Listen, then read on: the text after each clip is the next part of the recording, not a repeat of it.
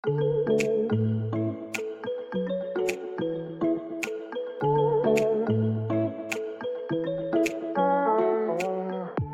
à tous, ici Anne Ponty et bienvenue dans un nouvel épisode du Chantier.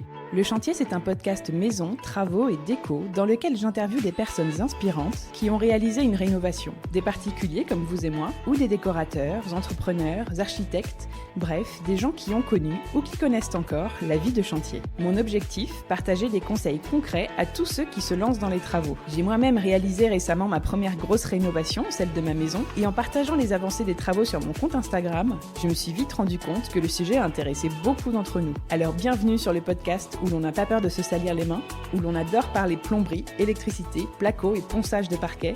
Bref, bienvenue sur le chantier.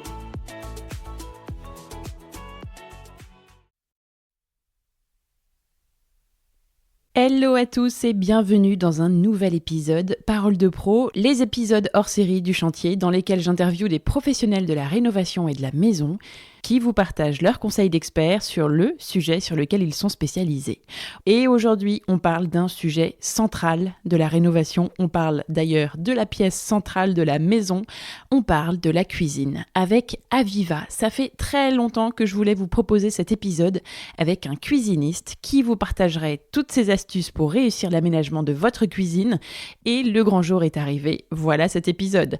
Je suis donc allée interviewer Élise des Cuisines Aviva qui a répondu à toutes mes questions. Et elles étaient nombreuses parce que comme vous me dites très souvent dans les épisodes que la cuisine est votre pièce préférée de la maison, eh bien je me suis dit que ce sujet devrait vous intéresser. Dans cet épisode, on parle par exemple, pour vous faire un petit teasing, des règles de base de l'aménagement d'une cuisine, des erreurs à éviter, du bon éclairage à prévoir dans sa cuisine et de comment bien choisir ses façades, sa hotte, son plan de travail, sa crédence, des bonnes distances et largeurs à prévoir pour le passage et pour cuisiner sans se gêner, et 2000 petits conseils et astuces de notre experte du jour. Mais je ne vous en dis pas plus et je vous laisse écouter tous les conseils partagés par Élise des Cuisines Aviva.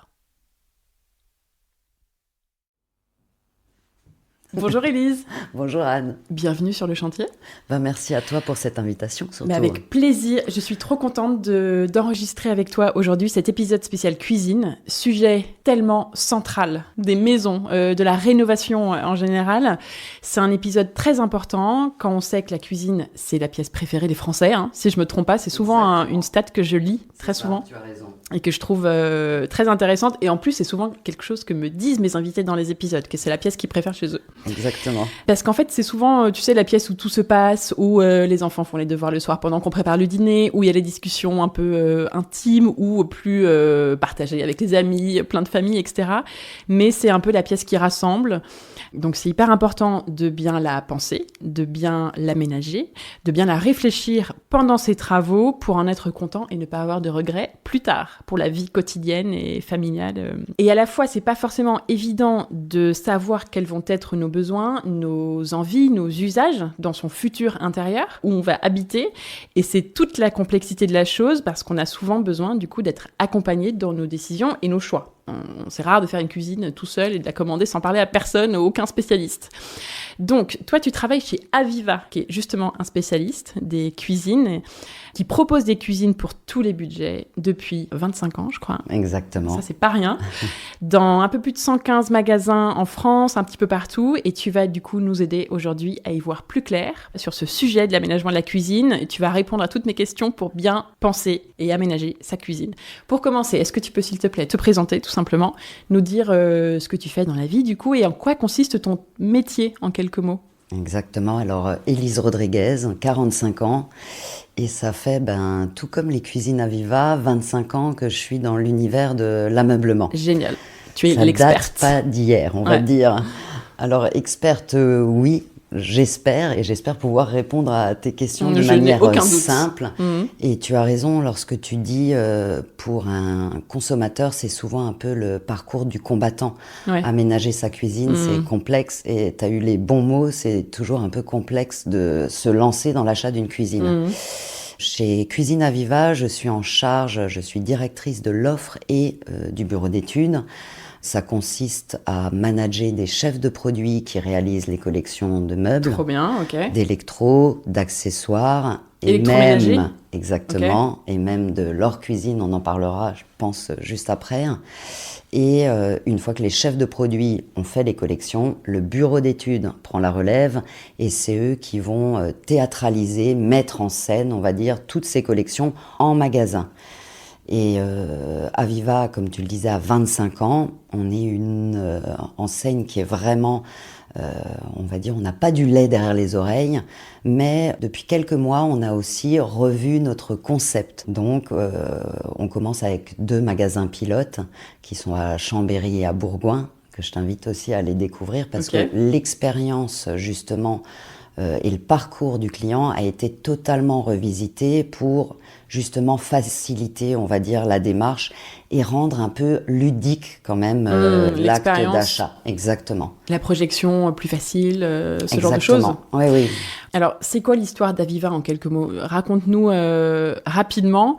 Comment la marque a-t-elle été créée ? C'est quoi son histoire ? Comment vous avez bâti votre expertise jusqu'à aujourd'hui ? Alors, même si j'allais dire, même si je suis ancienne, j'étais pas là à la création, mais c'est parti de 2 fondateurs passionnés de cuisine qui étaient eux-mêmes des cuisinistes. La famille Abou avec Georges et Bernard Abou, qui étaient des passionnés et qui à l'époque... Le marché de la cuisine, chez les spécialistes, était surtout, on va dire, dans les mains des grands spécialistes leaders et les paniers moyens étaient élevés. Et ils ont voulu faire la démarche de démocratiser un peu la cuisine sur mesure, équipée. Et c'est comme ça qu'est née Cuisine Aviva. Oui, parce que là, on était tout début des années 2000, du coup. Exactement. Okay. Qu'est-ce que tu appelles cuisine équipée ? Parce que je pense que c'est un terme qui va sans doute revenir quelques fois au cours de l'épisode. Est-ce que tu peux définir ce terme ? Alors, une cuisine équipée, c'est en fait l'achat qui regroupe un ensemble de meubles. Vous pensez, on va dire, en une seule fois, vos caissons, votre plan de travail, l'électroménager, le sanitaire. Donc, c'est forcément une cuisine équipée.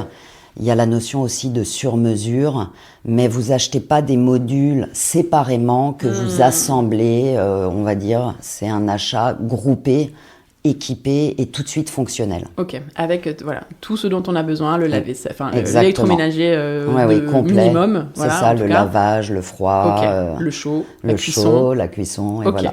Ça marche, c'est très clair. Aujourd'hui, Aviva, c'est quoi pour toi ? Tu vois, qu'est-ce que ça représente en termes de valeur, mais aussi en termes de chiffres clés, si tu peux nous dire rapidement.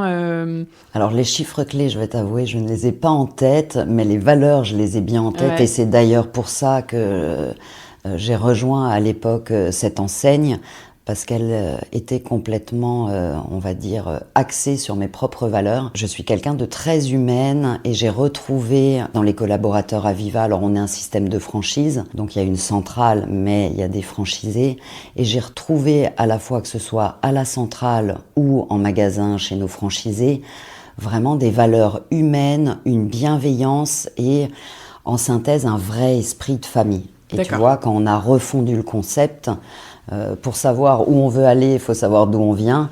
Et justement, on a un peu sondé nos clients, Aviva, nos franchisés, nos fournisseurs. Et ce qui est ressorti de cette étude qu'on a réalisée, c'est vraiment l'esprit de famille, la bienveillance. Et même les clients le disent, quand on rentre dans un magasin, certes, on nous propose un café, mais on va voir la petite madeleine qui accompagne le café. C'est des petits gestes, mais qui rendent humains et qui surtout rendent accessibles, on va dire, les cuisines où les clients viennent effectivement un peu stressés par l'achat d'une cuisine. D'accord. Et je pense que c'est vraiment ce qui définit Aviva, c'est les valeurs humaines et l'esprit de famille. Alors moi, je m'étais noté 2-3 chiffres quand même. Bon, il y en a qu'on a déjà dit, je m'étais noté 25 ans, c'est quand même quelque chose. Plus de 115 magasins en France, comme je l'ai dit au tout début. 10 ans de garantie sur les meubles, c'est un chiffre important, enfin c'est un nombre important. Et puis en effet, le nouveau concept de magasin, avec tous ces magasins qui sont concernés pour une nouvelle expérience client un petit peu plus inspirationnelle, d'après ce que j'ai compris. C'est ça, inspirationnelle et... un peu plus moderne. On appelle ça, le petit nom qu'on a entre nous, c'est Aviva Connect. D'accord. Et on connecte à la fois avec les clients, avec nos partenaires fournisseurs et avec le produit qui est quand même le cœur, on va dire, de notre métier. Vous avez pas mal de références disponibles, je crois, voire beaucoup. Oui. Vous avez beaucoup de choix. Exactement. C'est une des clés, on va dire, de différenciation. Je pense qu'on a une des gammes les plus larges et les plus profondes. Ok. C'est quoi les différentes gammes, justement, et c'est quoi les différents produits que vous proposez rapidement pour qu'on ait un tout petit peu plus clair? Oui, parce que si je te présente toutes les gammes, je pense qu'on en aura pour 3 heures. On a 3 collections. La collection Access, là, ça s'adresse à une clientèle un peu maligne qui veut des belles cuisines montées, mais sans que ça leur coûte, on va dire, très cher, qui ont des budgets serrés. Donc là, c'est des cuisines, on va dire, inférieures à 5 000 €, meubles plus électro. Ah oui. Parce qu'on s'est rendu compte, d'ailleurs, qu'on a refondu le concept, on a aussi monitoré un peu des clients cuisine qui venaient de chez nous, mais aussi de la concurrence. Et c'est fou, la mauvaise perception qu'ont les consommateurs d'un spécialiste. Spécialiste, ça renvoie tout de suite à quelque chose de cher. Oui, moi j'avoue que oui, tout de suite je me dis cuisiniste égale au moins 10 000 €. C'est ça, tu l'avais à l'époque dans le salon, chez les litiers, c'était un peu la même dans tout le meuble. Dès qu'on est spécialiste, on peut paraître cher.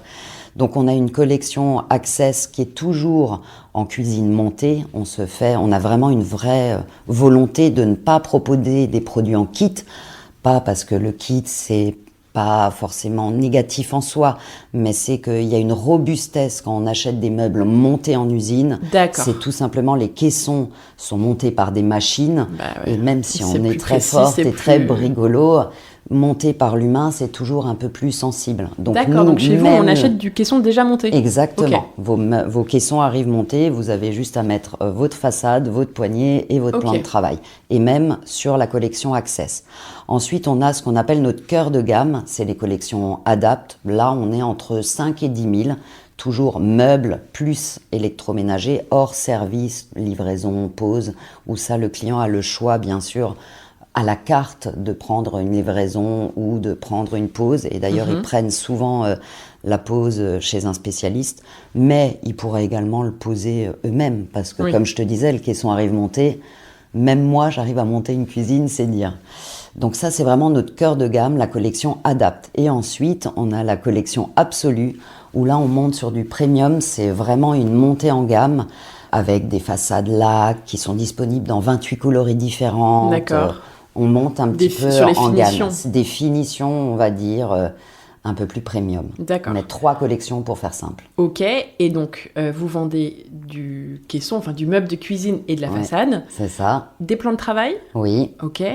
De l'électroménager, pareil. De l'électroménager, bien sûr, et du mobilier aussi pour les autres pièces de la maison, un petit peu, non ? Exactement. Salle de bain, ça, j'imagine. Alors, c'est une nouveauté, on va dire. Dans le nouveau concept, D'accord. on prend plus de place, puisqu'avant, on vendait déjà ce qu'on appelle, nous, du hors-cuisine, avec 3 familles, on va dire, prioritaires. Tout d'abord, le dressing. Là, il y a une notion aussi de sur-mesure, d'adaptation de sous-pente, qui est importante. Ça, c'est la première famille qu'on met en avant. Ensuite, toute la partie living, avec, par exemple, des bureaux, des étagères, des bibliothèques, avec toujours la volonté, c'est nos meubles qui s'adaptent à votre intérieur et pas l'inverse, en fait, tout en sur-mesure, et également de la salle de bain. Et ça représentait avant, dans l'ancien concept, environ 5 à 10% de la surface magasin. Là, ça représente 30%. Donc, on a vraiment insisté sur ces nouvelles familles de produits. On est assez fiers de nos gammes. Et du coup, ça représente plus sur le nouveau concept en termes de surface. Okay. Et donc, au niveau des cuisines, vous avez des caissons de taille standard, j'imagine 60, qui est le classique. Exactement. Et vous faites aussi absolument tout ce que veut le client en termes de mesure. Exactement, que ce soit en largeur ou même en hauteur ou en profondeur. Ok. Comment ça se passe niveau fabrication, enfin sourcing, puisque vous travaillez avec des fabricants. On n'est pas fabricant, mais on a des fournisseurs partenaires. Qu'on vous êtes sélectionne. distributeur et vous sélectionnez vos fournisseurs. On travaille main dans la main avec nos industriels. Comment vous les choisissez? Comment ça se fait? Alors ça tombe bien parce qu'on a toujours un grand événement qui est toujours en mi-septembre où on va... Alors tous nos fabricants sont allemands. Tout simplement pour la robustesse, ça c'est vraiment un point essentiel et ils sont forts pour ça. C'est pas une image galvaudée. Non, ils sont rigoureux. En Allemagne c'est solide. C'est ça, c'est solide et surtout on va dire même en termes de service, les délais de livraison, la gestion de SAV. Vous avez toujours un SAV dans une cuisine, une poignée qui va manquer, un plan de travail qui va être un tout petit peu trop court. Et là, c'est important de justement, comme on sait qu'il y a souvent un ou deux SAV, d'avoir la réactivité et que le client, il n'attende pas pour avoir une cuisine terminée. Et ça, ils ont des bons produits, ils ont un bon service. Il y a plus de 20 ans, on pouvait leur dire les Allemands, ils sont peut-être moins tendance que les Italiens. Ah oui, ou le design ils sont moins design, faisait toujours rêver. Et en fait, c'est plus du tout le cas. Non, ils sont complètement dans la tendance. Ils ont une modernité qui est importante. Enfin, on est vraiment ravis. Et on a 3 fournisseurs pour nos 3 collections. Et effectivement, ils sont tous allemands. Ah oui, vous avez 3 fournisseurs différents. Exactement. D'accord. Et en termes de plan de travail, vous travaillez avec des... il y a tout type de matériaux, j'imagine. Mais par exemple, je crois qu'il y a des marbriers, des choses comme ça. Alors, c'est bien que tu parles du marbre parce que ça, on ne le référence pas au niveau national. C'est important, le marbre, c'est un matériau naturel.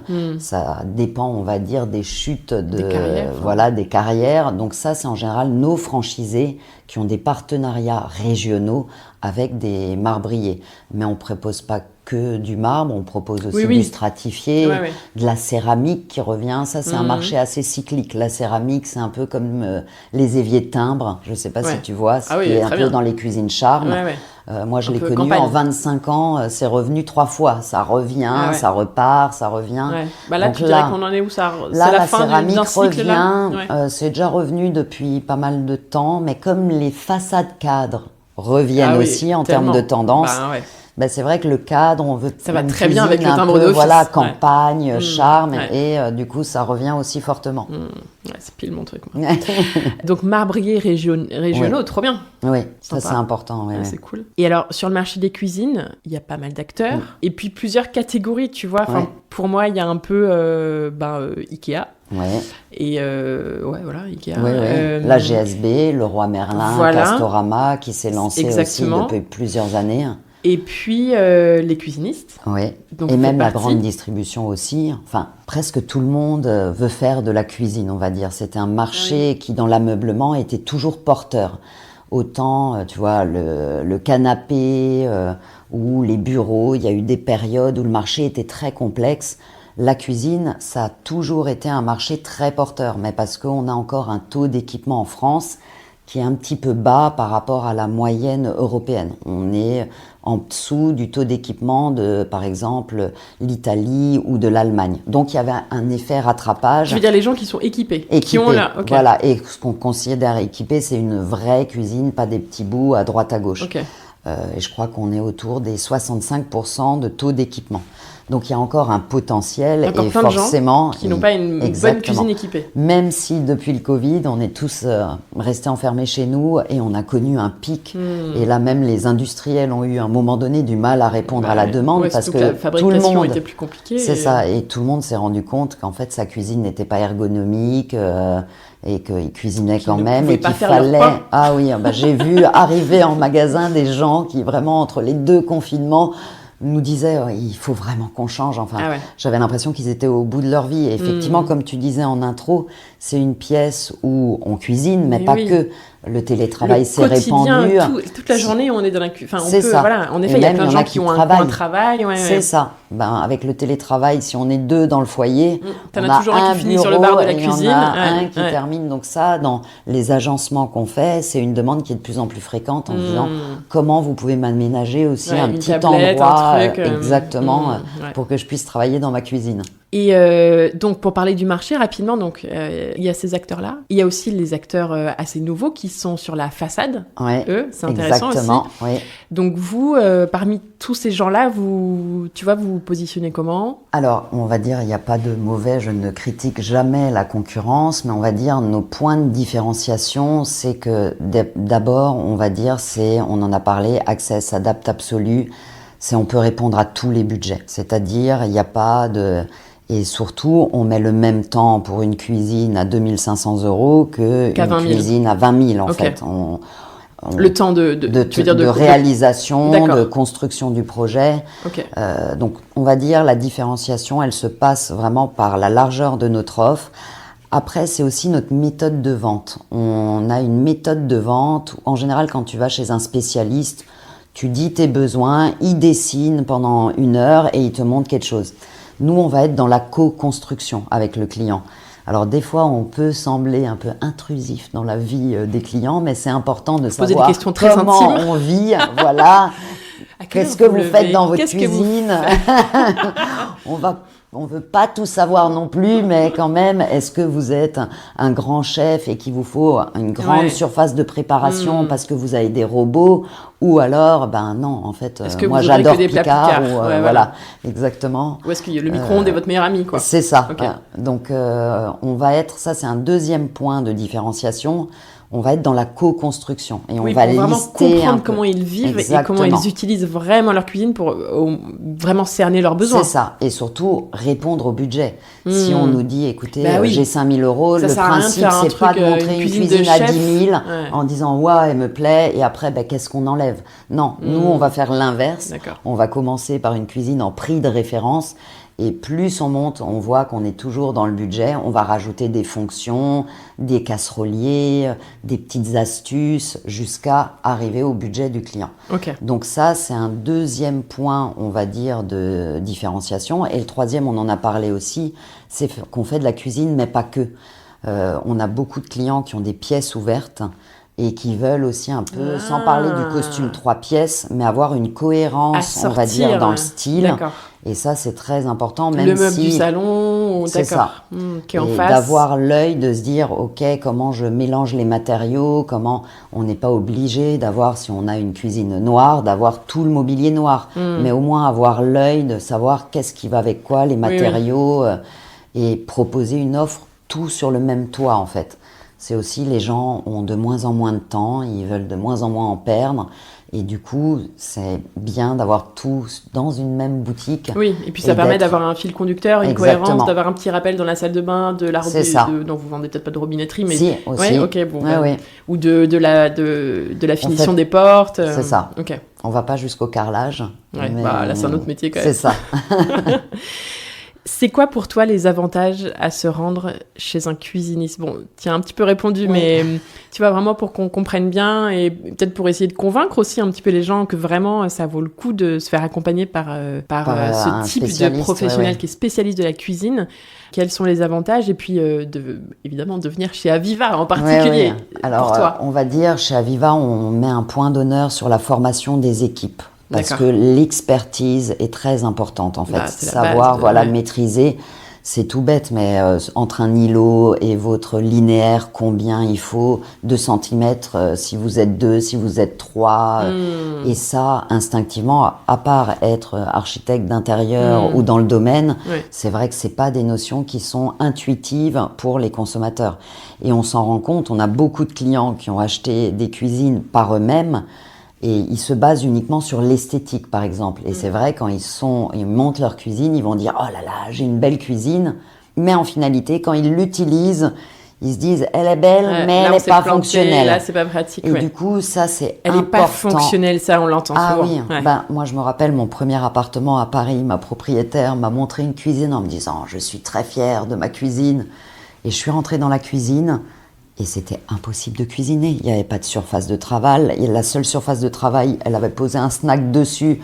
Donc c'était complètement... Donc oui, esthétiquement, de loin, elle était jolie. Sauf que ça faisait showroom et elle n'est pas du tout utilisée. Et ça, c'est important de venir chez un spécialiste pour avoir cette expertise. Et ce mix, cet équilibre entre l'esthétisme et le pratique. Exactement. Le truc qu'on faire recherche du beau de toute façon, pour du beau.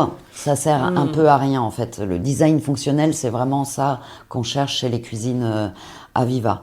L'expertise, c'est un grand point, c'est un bon point. Et puis l'accompagnement, oui. L'accompagnement également. Vous avez un interlocuteur unique. D'accord. Vous voyez, même pour en fin de vente ou même si vous revenez après coup pour faire un séjour, vous pouvez avoir la même personne. On n'a pas beaucoup de turnover, donc il y a quelque chose de très rassurant. L'humain est, comme je vous le disais en intro, important et du coup. Ça, c'est aussi une des forces. Oui, du coup, tu peux avoir une relation qui se crée avec la personne que tu as vue la dernière fois, tu reviens ou tu la retrouves au téléphone. C'est ça. Ok. Et autre point important, je dirais, c'est le service à la carte, où vous avez le choix, bien sûr, de prendre la pause, la livraison. Et depuis quelques années aussi, on travaille le financement, c'est-à-dire des solutions aussi pour gérer les budgets de nos clients. Okay. Et étalonner, on va dire, la dépense parce que on veut se faire plaisir dans une cuisine et des fois c'est vrai qu'on a tendance à dépasser son budget, mais parce que une durée moyenne en France, on est à 21 ans, le taux de renouvellement. Donc quand on s'engage, alors ça a bien descendu parce que quand j'ai commencé il y a 25 ans, on était à 25 ans. Donc on a gagné quelques années parce que les gens veulent changer et c'est ce que tu disais, il y a même des acteurs qui maintenant, gardez vos caissons, on vous change la façade. Ça c'est de la théorie parce que dans la pratique, en 20 ans, même vos charnières, ce qui est très important pour vos coulissants, vont évoluer. Donc gardez des charnières. La façade, tu ne doubles pas forcément le temps de ta cuisine. C'est ça, et puis en termes de coût, le client se dit, si je change ma façade, ça va me coûter beaucoup moins cher. Or, sur, on va dire, ce qui coûte cher dans une cuisine, c'est pas tant le caisson, c'est vraiment la façade. Okay. Donc, vous faites pas des économies, on va dire, de manière importante. Si vous voulez changer quelque chose dans votre cuisine, c'est par exemple plus simple de changer la crédence ou même des fois de juste changer votre poignée. Vous prenez la même Anthrax et vous changez une poignée et la crédence et tout de suite, ça vous change aussi le style de votre cuisine. Exactement. Ouais. Ok. Et du coup, comment ça se passe un rendez-vous quand on vient chez Aviva? En gros, tu vois... Après le café, la madeleine. Oui, voilà, exactement. On va arriver... Alors, soit on sait à peu près ce qu'on veut. Ça commence... Alors, c'est très bien ce que tu dis. On sait déjà ce qu'on veut parce qu'en général, le client commence, je crois, à 84% des clients commencent sur Internet. Ouais. Et c'est vrai qu'avant, c'est toujours plus facile d'ouvrir son PC que de pousser la porte d'un magasin. Comme pour la majorité des achats dans tous les domaines. Exactement. On regarde un petit peu, on se renseigne et après on va voir en vrai. Et après, on fait une courte sélection des enseignes qui nous donnent envie et après, on va en magasin. Alors oui, on prend rendez-vous, ça c'est assez facile. On se connecte sur le site internet qui est très bien fait et on prend rendez-vous directement en magasin. Et... nous, on n'est pas du genre, on va dire, à sauter directement sur le client. On a un parcours qui laisse un peu le client sur la première partie se balader, s'inspirer. Dans le nouveau concept, on a aussi mis un point très important qui était pour nous. J'avais l'impression que quand on est chez d'autres spécialistes, on se balade chez un spécialiste comme on est un peu dans un musée. C'est-à-dire, on voit des cuisines au loin, on n'ose pas toucher. Mais on n'ose pas toucher, on rentre pas dans la cuisine. Nous, on a tout fait pour que le client, il se sente bien chez lui. D'accord. Et dès qu'il y a une cuisine qui lui correspond, et on le voit dans nos magasins pilotes, on a une cuisine, par exemple, qui est adressée plutôt pour les jeunes couples, où on a mis un petit manche debout pour les enfants. J'ai pas d'enfants, je ne sais jamais comment on appelle ces... Les tabourets hauts, là ? Ouais, les tabourets hauts pour les enfants, voilà. Et la dernière fois que j'y suis passée, je me suis dit, waouh, ça c'est bon signe, parce qu'il y avait un petit couple qui avait carrément posé leur bébé sur le... Donc je me suis dit, ok, là c'est gagné. Ah oui, une espèce de chaise haute transat. C'est ça. Ah d'accord. Ouais. Je sais plus comment ça s'appelle. Où tu mets le bébé qui est comme ça. Exactement. Et... d'accord. Ouais, je vois. Tu n'as pas d'enfant ? Si, mais j'ai jamais eu ça.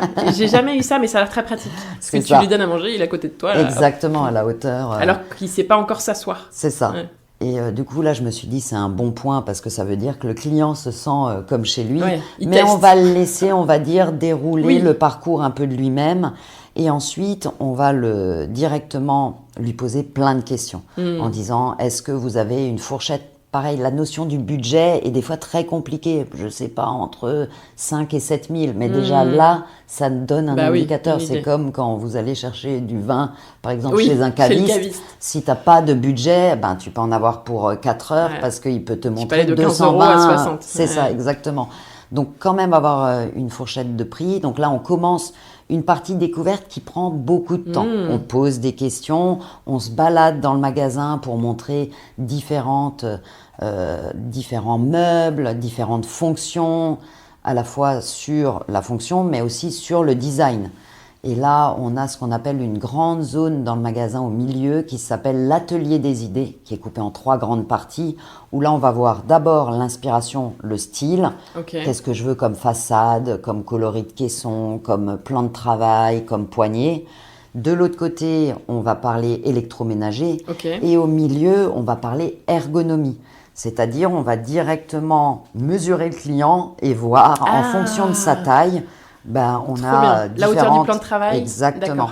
À quelle hauteur il faut qu'on lui positionne ses meubles pour que ce soit vraiment confortable et qu'il ne se fasse pas un labago au bout de 5 minutes ou on doit passer notre jour nez dans la cuisine sur les pointes parce que tout est trop haut. D'accord. Donc ça, c'est l'atelier des idées. On va tout bien valider dans cette petite zone et après, on passe au dessin qu'on fait vraiment... Si tu vas en magasin, tu vas voir qu'on a des tables beaucoup arrondies. C'est normal, c'est qu'on veut justement avancer avec le client et pas le laisser pendant 1 heure quand tu dessines. De l'autre côté de l'ordinateur. C'est ça. Bien que nos madeleines sont bonnes, il peut s'ennuyer très vite quand même. D'accord. Et puis, une fois si on a encore des questions, là, c'est là où on règle les derniers détails. Exactement. Une fois que tu as un premier plan, donc là, on montre des premiers plans aux clients. Et même sur un plan, même si on a des élévations, des perspectives, déjà sur un ordinateur, on peut se rendre compte. Mais on est allé plus loin et on a mis depuis peu dans beaucoup de nos magasins franchisés la réalité virtuelle. C'est-à-dire, une fois que ton projet est dessiné, on te met un casque et là, tu peux t'immerger dans ta cuisine. Exactement. Donc, tu peux tout de suite voir comment tu vas. Tu peux aller d'un côté à l'autre, tu peux ouvrir les tiroirs. Enfin, il y a vraiment, et ça, beaucoup de... Ah oui, d'accord.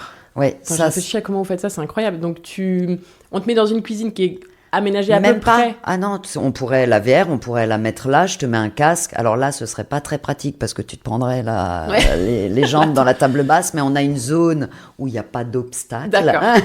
Parce qu'une fois qu'on a même des clients qui ont un verre et pensent être dans la cuisine et tu vois, font tomber le verre. Et le posent sur le plan de travail. C'est ça, c'est tellement réaliste que du coup, tu te trompes et non, il n'y avait pas, votre cuisine n'est pas encore montée. C'est génial de faire ça. Et ça, c'est super. Et les clients nous font un très bon retour parce que ça peut sembler un peu gadget comme ça. Non, mais pour se projeter, parce que le problème de tout le monde, c'est qu'ils n'arrivent pas à se projeter en général. C'est ce qu'on entend très souvent. C'est ça. Donc là, c'est génial. Donc tu vois, à la fois, je sais pas, tu as décidé par exemple de faire des façades noires avec un plan de travail bois. Et là, on se rend compte tout de suite. Là, peut-être que ça fait beaucoup de noir. Est-ce qu'on peut inverser et prendre la façade en bois et le plan de travail en noir? Peut-être.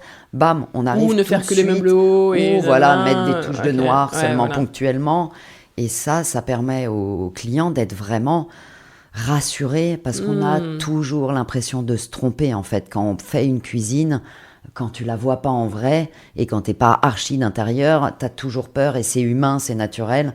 Donc là, on a mis plein d'outils pour justement rassurer le client, pour lui dire, regardez, si ça vous plaît, c'est que vous avez fait le bon choix.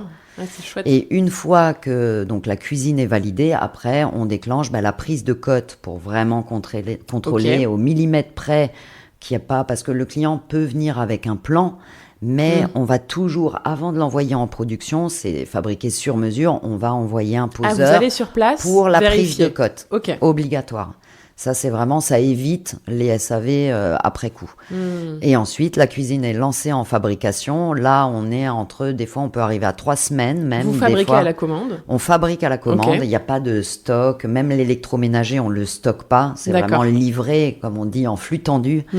Donc, la livraison se passe sur des plateformes spécialisées aussi. Ça, c'est très important pour éviter les casses qu'on soit avec des partenaires qui savent réceptionner, manipuler parce que le fabricant va livrer la plateforme et la plateforme va relivrer.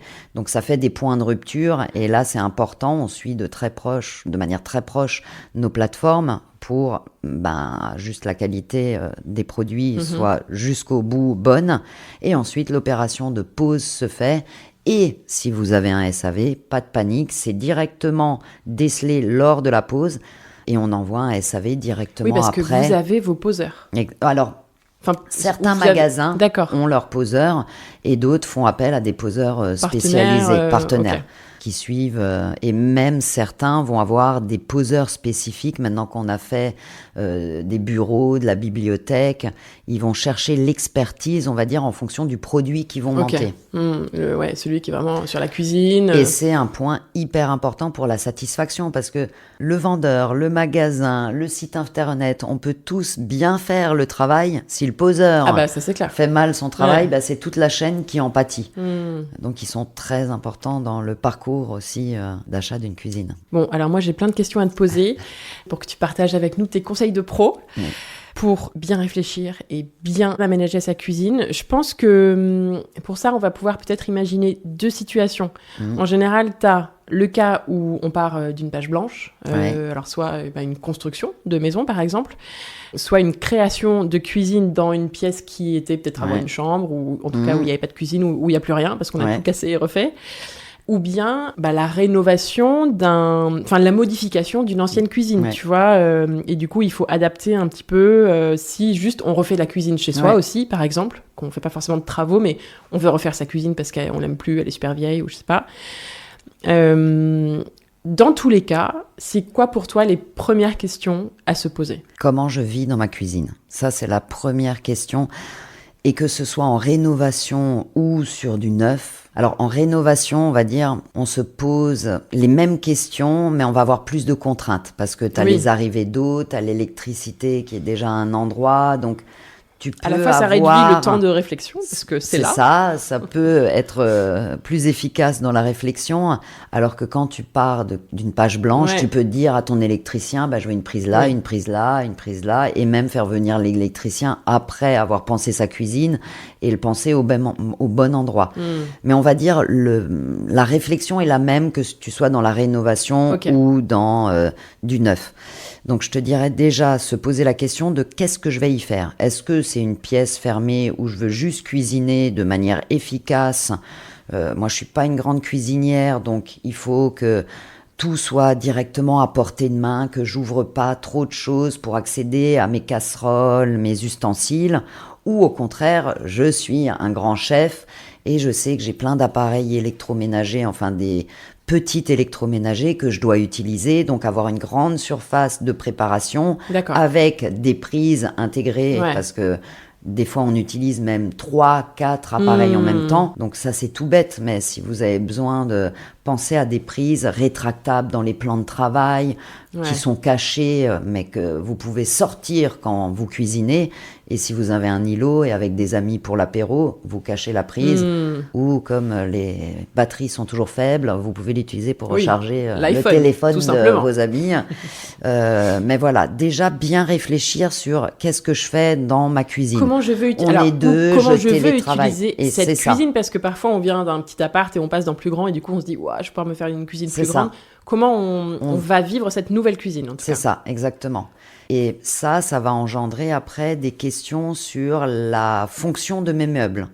Et puis alors même, mais avant ça, il y a la fameuse question cuisine ouverte ou fermée. Oui. Bon, alors, ça c'est plus dans l'aménagement des plans de l'intérieur en général.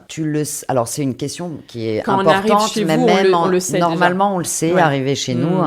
Même si certains, des fois, ont un doute. C'est-à-dire, ils ont une pièce fermée et ils viennent nous demander, est-ce qu'on fait un petit passe-plat ? Est-ce que dans la surface, ça vaut le coup de faire une ouverture ? Oui, pour faire un truc semi-ouvert. C'est ça. Ce qui se fait de plus en plus. Il y avait la grande tendance des cuisines ouvertes. Les gens, quand ils cuisinent, même si les hôtes sont de plus en plus efficaces, on a quand même l'odeur de nourriture qui passe, on va dire, dans le salon. Et du coup, il y a une tendance qui pousse vraiment en ce moment, c'est plutôt les ouvertures, c'est-à-dire je cuisine, mais je veux voir quand même mes enfants. Ou semi-ouvert avec une verrière. Exactement. C'est-à-dire je ne suis pas isolée, mais je vois la vie qu'il y a. Mais je peux planquer mon bazar et suivre la conversation. Exactement. Ou pour celles qui ne sont pas très ordonnées, avoir une pièce fermée, c'est aussi stratégique pour ne pas polluer le reste de la pièce.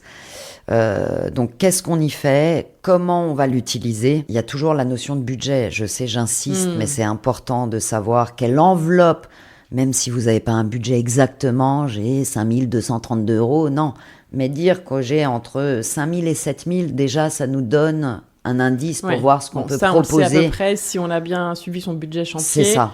Le problème, moi je trouve d'expérience personnelle que la cuisine, ça arrive souvent en fin de chantier. Ouais. Donc parfois il reste plus beaucoup. C'est ça. Souvent. Ouais. Donc c'est important de bien dès le début se dire ok, là il faut essayer de se garder une enveloppe pour se faire une cuisine un peu sympa. Exactement. Alors de plus en plus, les clients ils pensent même, c'est de moins en moins la 5e roue du carrosse.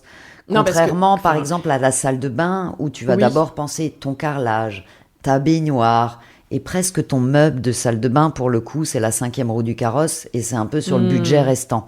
La cuisine, ça change un peu parce que c'est la pièce préférée, c'est la pièce centrale et les gens se disent, moi je veux, c'est ma cuisine, je veux me faire plaisir et du coup, ils consacrent de plus en plus un budget important. Okay.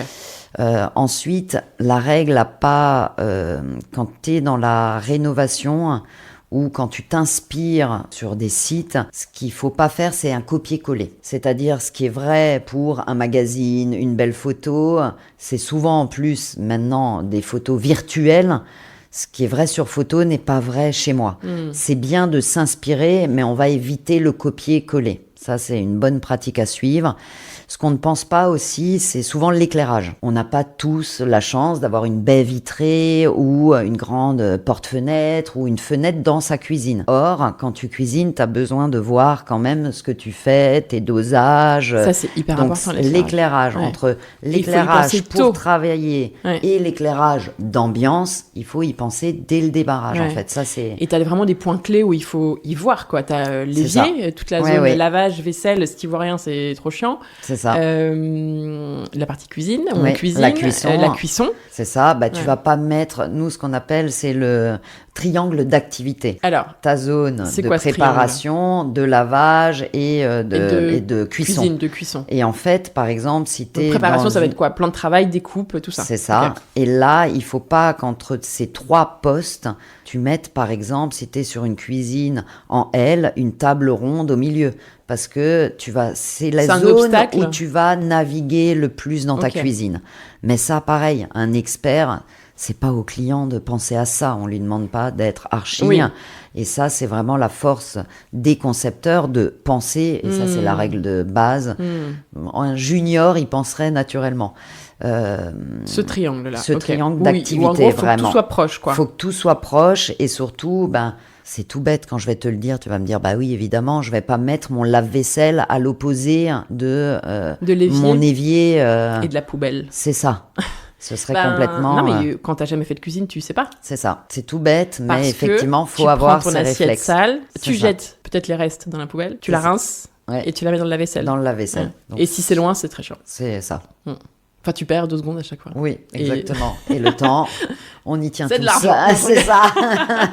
Non, mais c'est chiant. Pas que, mais c'est du plaisir, on va dire. Et quand tu te retrouves à faire 3 pas à chaque fois, c'est ça. Et puis, ça doit être efficace. Ça, c'est pas des tâches. Oui, on n'a pas envie prépare, on peut prendre du temps. Voilà, mais là, on n'a pas envie de là, à la passer fin, en avant général, d'aller se coucher. C'est ça, exactement. Il faut que ce soit efficace. Ok, donc, les premières questions à se poser. La lumière, comme tu disais, cuisine ouverte ou fermée. On peut finaliser la réponse à cette question en magasin.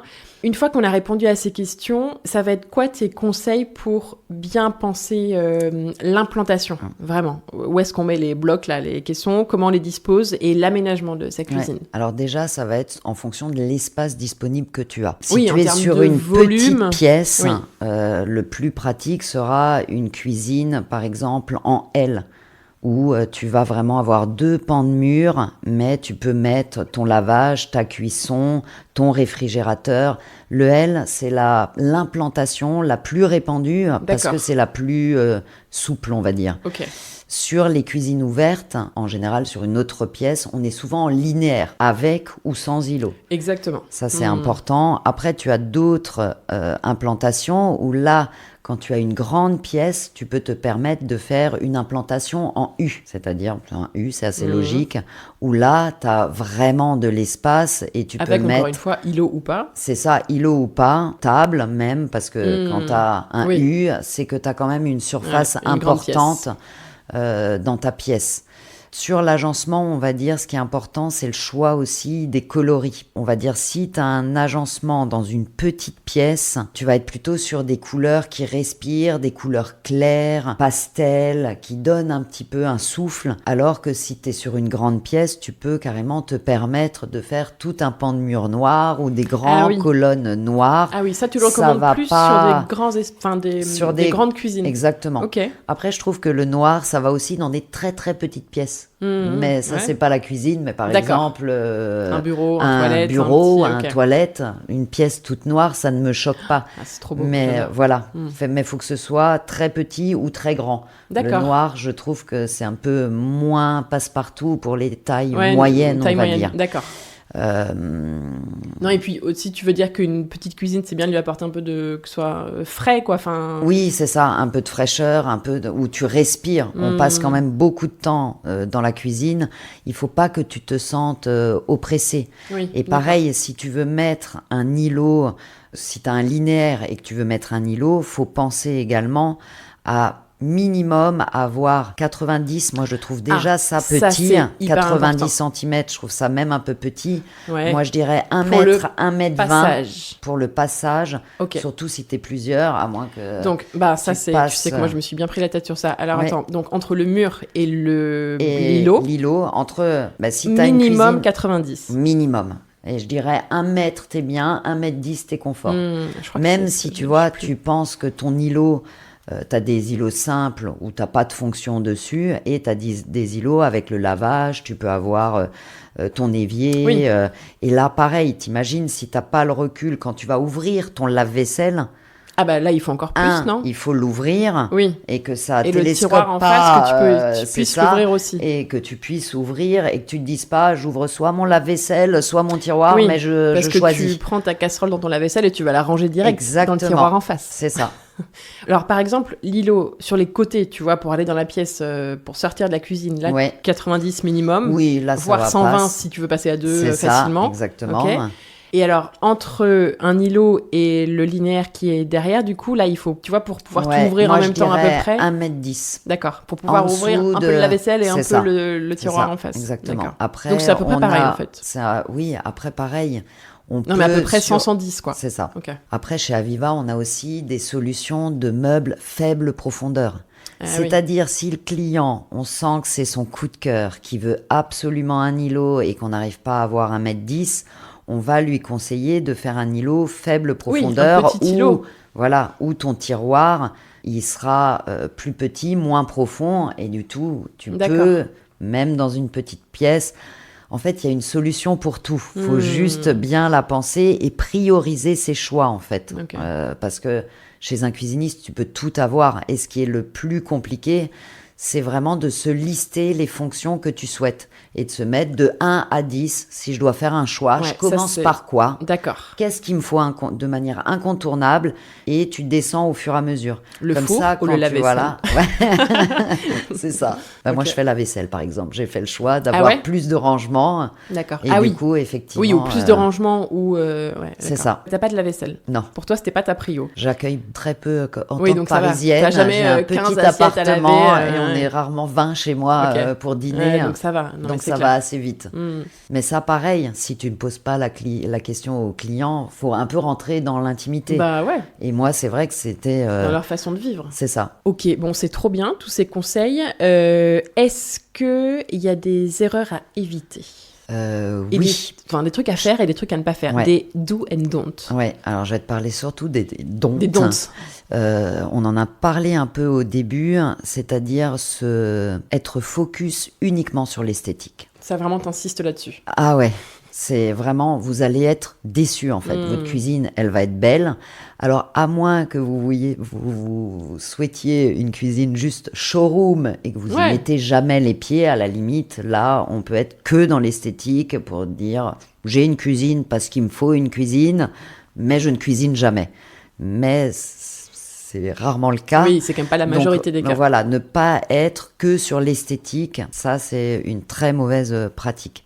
Je t'en parlais aussi avant, ne pas penser à la lumière. Oui. L'esthétique, les fonctions, c'est bien, mais si tu vois pas, si tu es dans une pièce très sombre, par exemple, c'est tout bête, mais on a des casseroliers où tu peux avoir la lumière à l'intérieur. Ah oui, oh. Si tu es dans une pièce très obscure, et ben voilà, c'est plus pratique pour chercher ces instruments, la lumière dans les tiroirs. C'est ça, dans les tiroirs. Ça, c'est la classe. Donc ça, c'est hyper important et penser à 2 types d'éclairage. L'éclairage quand tu travailles, souvent sur ton plan de travail direct, et l'éclairage d'ambiance. Oui, qui est très différent. En général, le truc dessous qui est vraiment... c'est ça, juste... pour éclairer le plan de travail et découper. Et la cuisson, en général ? C'est ça, la cuisson. Et on a des clients aussi qui se lèvent... la dernière fois, j'étais avec une cliente qui me disait elle se lève souvent la nuit et elle va souvent dans sa cuisine. Ou boire elle m'a dit boire. Je n'oserais pas, mais peut-être qu'elle mange aussi. On ne juge pas. On ne juge pas parce que c'est ce que j'ai fait cette nuit, donc je ne jugerai pas. Non, mais quand tu te lèves, en effet, mais quand tu veux tu te te lèves, servir un c'est petit tout verre bête. d'eau. Elle me disait, elle et a ne un pas spot allumer la grosse lumière pour se faire mal aux yeux. Et elle me dit à chaque fois, en fait, ça me réveille. Alors que là, on peut lui prévoir un éclairage d'ambiance. Juste, par exemple, vous avez des vitrines avec un éclairage intérieur. Ah oui, ça c'est Il canon. y a des petites manettes où quand je rentre dans ma cuisine, j'allume juste ma petite vitrine. D'accord. Ça me permet de pas tout doux. prendre et pas me réveiller et pas me tu bois faire ton verre des d'eau, bleus. Tu vas te recoucher et t'es pas trop réveillé. Ouais. Donc ça, l'éclairage, c'est aussi un point important. Tu as en effet l'éclairage de la pièce. Et l'éclairage pratique de la ta cuisson, préparation. des zones de travail. C'est ça. Ok. Ça, c'est 2 choses à penser. Tu as raison, les gens, ils pensent pas trop. Ah non.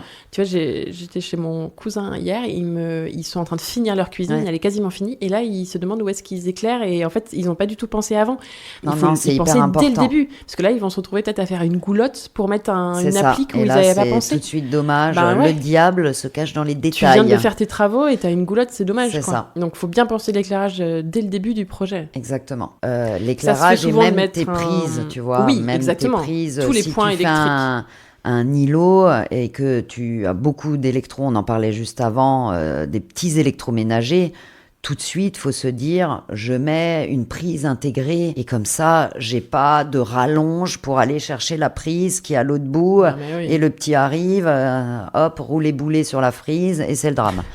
Donc, électricité, éclairage, ne pas louper ce point qui n'est pas un point de détail. Et tant qu'on est là-dedans, il ne faut pas lésiner sur les prises. Non. C'est l'endroit c'est la pièce de la maison où il faut y aller niveau prise. Vaut mieux en avoir trop que pas assez, en fait.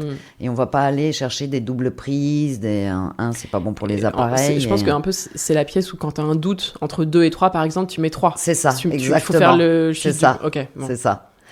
Après, ce qui est important, c'est aussi de définir son budget. De pas arriver chez n'importe quel revendeur en se disant « je sais pas, j'ai pas mon budget ».